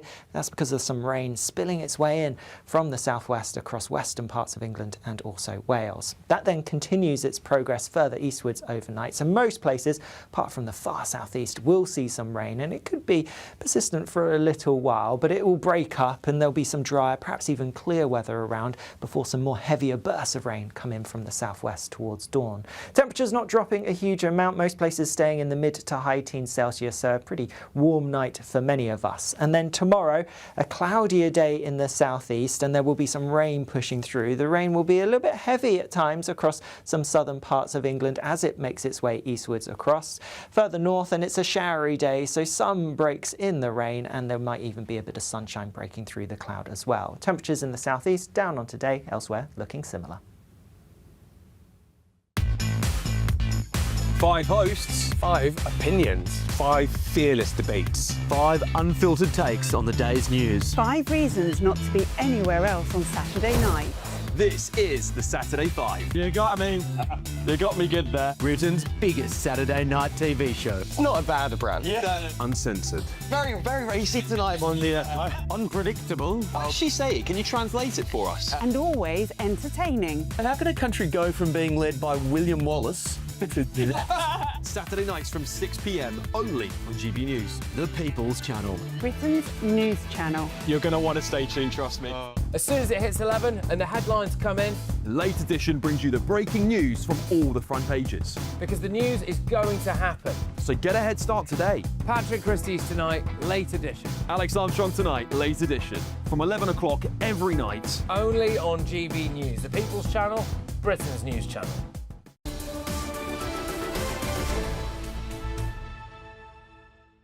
Welcome back. It's 17 minutes to 12. You're watching Britain's Newsroom on GB News. Now, in the heart of California's Mojave Desert, British and American soldiers are training side by side in one of the toughest military environments on the planet. GB News reporter Will Mayrick has been on the ground with British forces. Take a listen. In the vast deserts of California, British and American troops are taking part in a major military exercise designed to prepare them for modern warfare. Facing them is the Black Horse Regiment, a specialist US Army unit that plays the role of the opposing force. Major Alexander Humphreys, who is leading the British contingent, spoke to GB News during the exercise and explained how realistic the training environment is. The most important thing about NTC is Black Horse Regiment, so 11th Armoured Cavalry Regiment. They are a professional opposing force. They know what our adversaries are going to do inside and out. So what you are facing is a really realistic replication of the enemy's threat. And that's not just ground forces, that is aviation, that is air, but most importantly, probably when we look at modern warfare, that's contests in the electromagnetic spectrum. It now offers probably one of the very best places in the world to train for modern warfare. It's getting technology that could be employed now or in the immediate future into the hands of soldiers and adapting through training how we fight. We know from Ukraine, we've got to put this equipment, we've got to understand and compete in the EMS at the lowest level, at the baseline infantry cavalry soldier level. and we're putting that into practice here in a way that we can't necessarily replicate as regularly as we'd like to in the United Kingdom. Units from around the United States and UK have come here to the Mojave Desert to test future technologies which will shape warfare for decades to come. We're learning lessons from what we've seen in Ukraine, because we're realising that we need to see farther, create those areas of opportunity, and then be able to strike the enemy faster. So at the moment, the brigade are fighting a defensive action over in the east of the area here, and we're covering their western flank. So we've got a series of OPs in areas of high ground that overwatch the areas in front of them, because we're assessing whether the enemy is actually going to come round to the west, and we're closing the back door to make sure the enemy then don't come round. We'll detect something by ground-based radar or potentially electronic warfare transmissions as well. We'll be able to see what's going on in the electromagnetic spectrum. We can then fly a UAS over to go and confirm that it's there, and then once it's there we can then either call in a fire mission or call in mortars to then kill the enemy. And we haven't actually put anyone further forward than we're happy to, and we're keeping our people survivable and keeping them on the ground. This is the moment Black Horse mounted an attack on coalition forces, a clear example of the intensity of the exercise.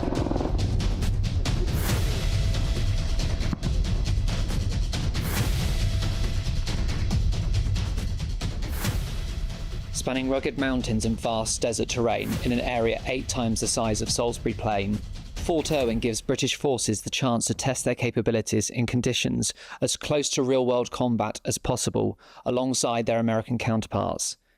This is the special relationship in action. That was fascinating. Absolutely. Well, if you're in search of some holiday sun but not a desert, here's the forecast for some of our European destinations.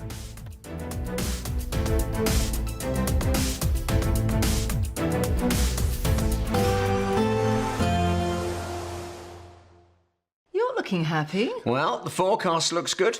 So you've sorted the travel insurance then? All Clear Travel Insurance sponsors GB News Travel Destinations Forecast.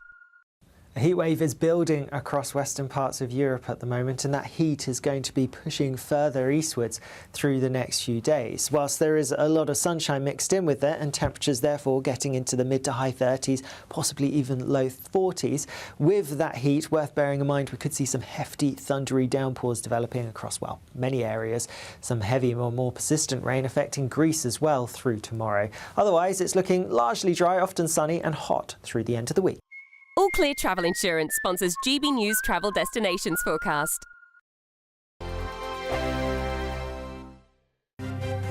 GB News Breakfast, every day from 6 a.m.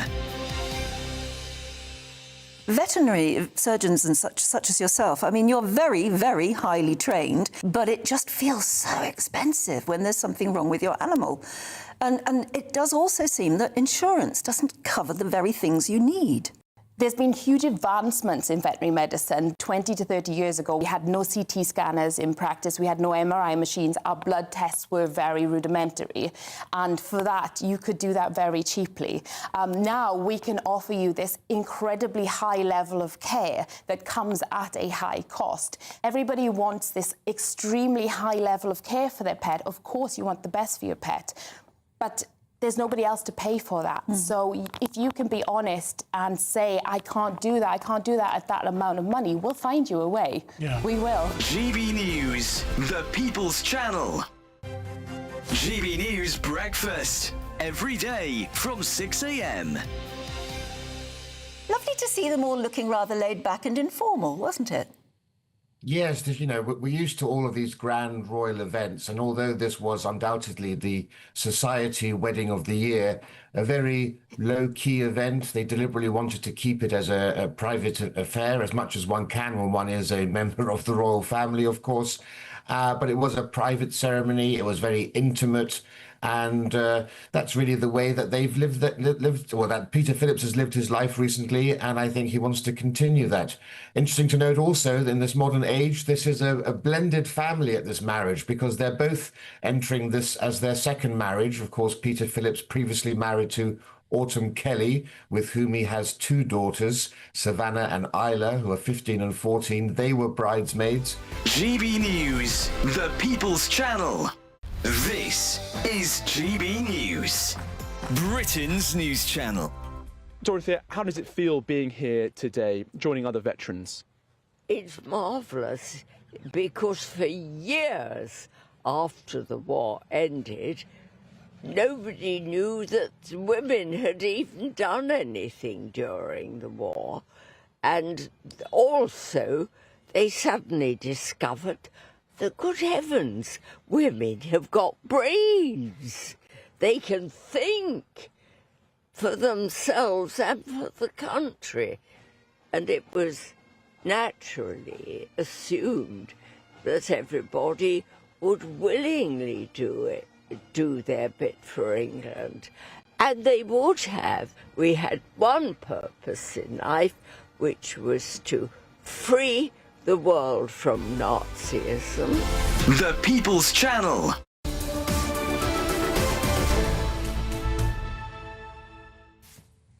Today marks the 10th anniversary since the murder of the Labour MP Jo Cox. Her husband, Brendan Cox, spoke to GB News Breakfast. Here's what he said. If Jo could speak to the country today, what do you think she'd be saying? What do you think her message would be?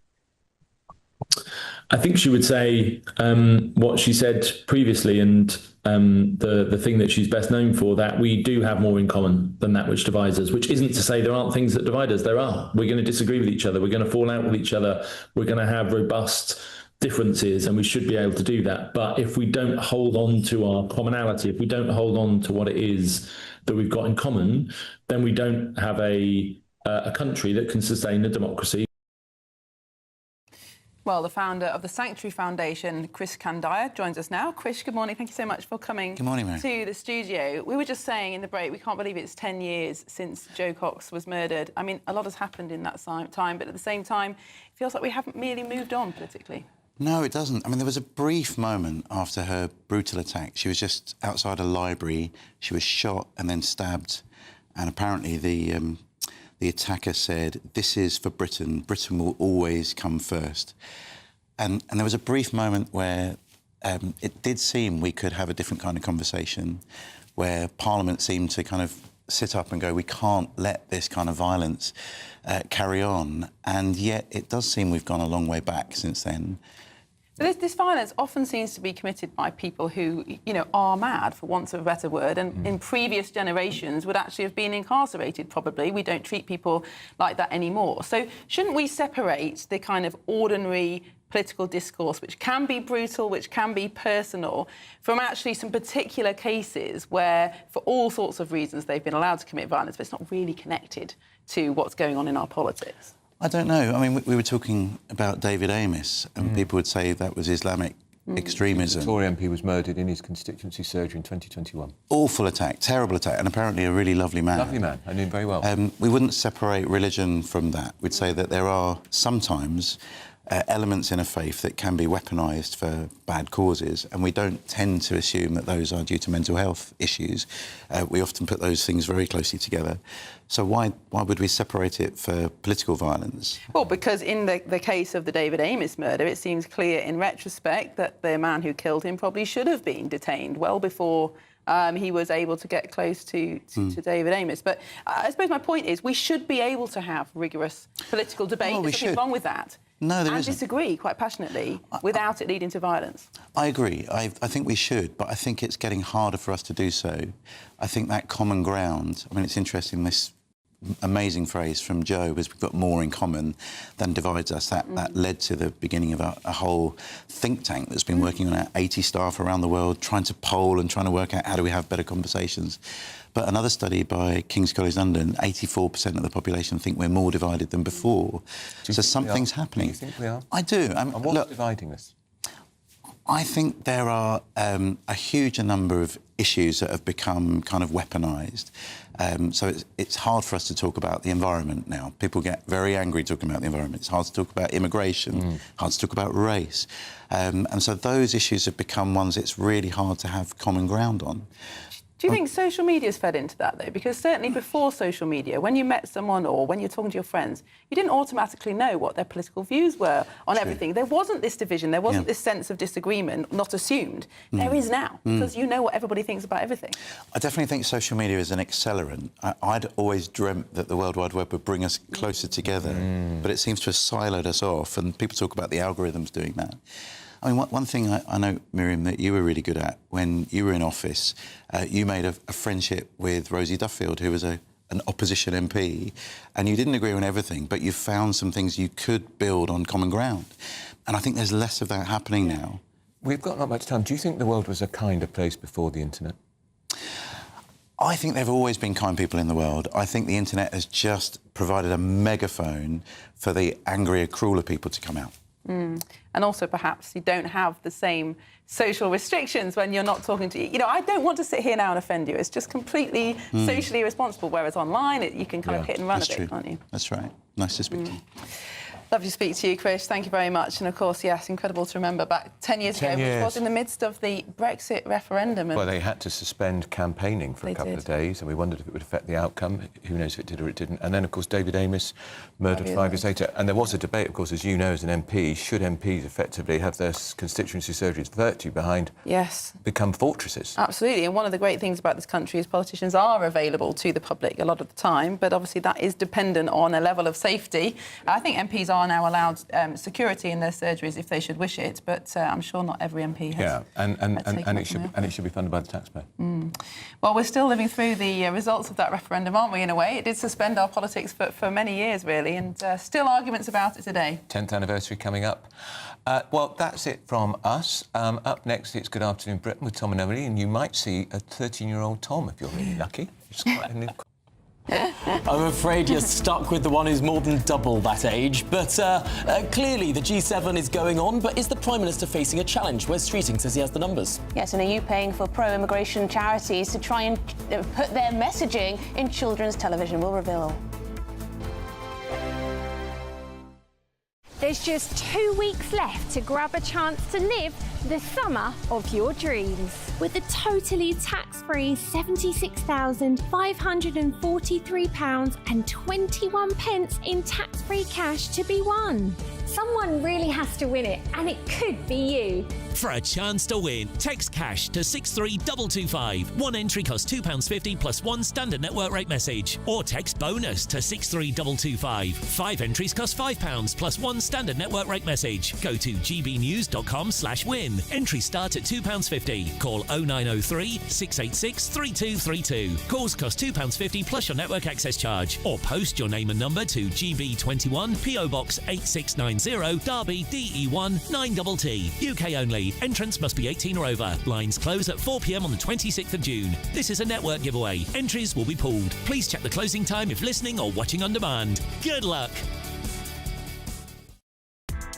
Join me, Nana Akwe, for an informative, interactive news programme with a difference. It's fun. No, you didn't say that, Dave. I'm so surprised. I think there's an element of truth to that. Join me from 3 p.m. every weekend, only on GB News, Britain's news channel. Hi, I'm Michelle Dewberry, and my show is your opportunity to cut through all the noise and dive in headfirst to some robust debates. Ideas clash. Situation, no, because the failure is you're deliberately avoiding my point. Nothing's held back. And if you think this is the end of it, wait for more. And we do not shy away from the difficult stuff. Sometimes I want to shake people and say, if only you understood. So join me on Jubes & Co. weeknights at 6 p.m. only on GB News, Britain's news channel. At GB News, we love to hear from you, our loyal community. So drop us a line at gbnews.com/yoursay. There you can talk to each other and also to the presenters live on air. gbnews.com/yoursay, because GB News is your channel, Britain's news channel.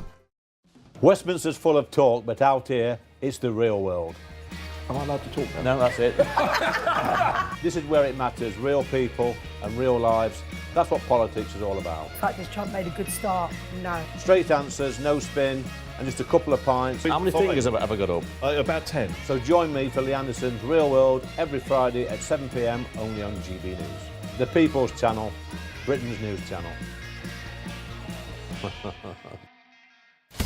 Breaking news, live updates, stories that matter. From the heart of the GB Newsroom to every corner of Britain, with our team of dedicated journalists across the UK. GB News bulletins are there to deliver the latest news that matters to you. Bulletins on GB News, the People's Channel, Britain's news channel.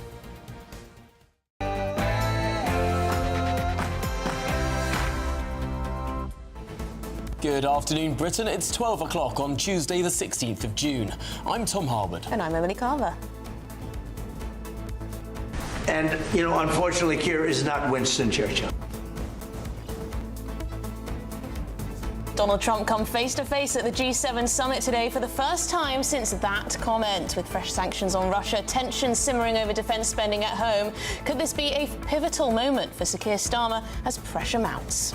Well, all of this comes as now Wes Streeting says he has the backing needed to mount a leadership challenge if a contest is triggered. Here in the French Alps, the PM says he fights on, he'll fight to win. His critics have been proved wrong before, he'll do it again. The PM is fighting against whoever takes him on. Interesting stuff. And the National Crime Agency orders police forces to reinvestigate historic grooming gang allegations that go back as far as 2010. Elsewhere, baby Preston was taken to hospital multiple times before he was murdered by his adopted father.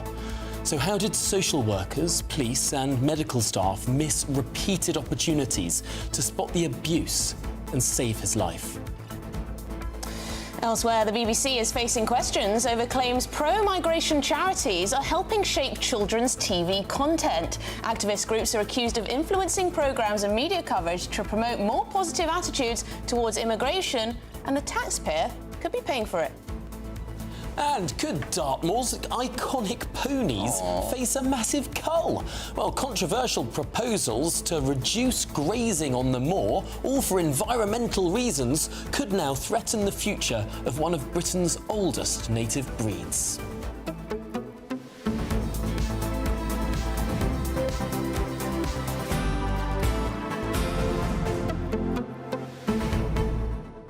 Right, we begin the show with some breaking news to bring you about Prince George, who is, of course, the future King of England. Cameron Walker, tell us. Hello there, Emily and Tom. Yes, some breaking news in the last few moments from Kensington Palace regarding our future king, Prince George of Wales, the oldest son of the Prince and Princess of Wales. The short statement from Kensington Palace reads, Kensington Palace can confirm that Prince George will attend Eton College in September. That news just coming in from the royal household in the last few moments. This clearly is, well, perhaps not surprising news for those in royal circles. Eton College, the most prestigious school, arguably in the country, educating 20 prime ministers and, of course, Prince George's own father and uncle, Prince William and Prince Harry, as well as two Dukes of Gloucester, the Duke of Kent and Prince Michael of Kent as well. So that confirmation just coming in from Kensington Palace, £63,000 a year it costs to send a child to Eton College.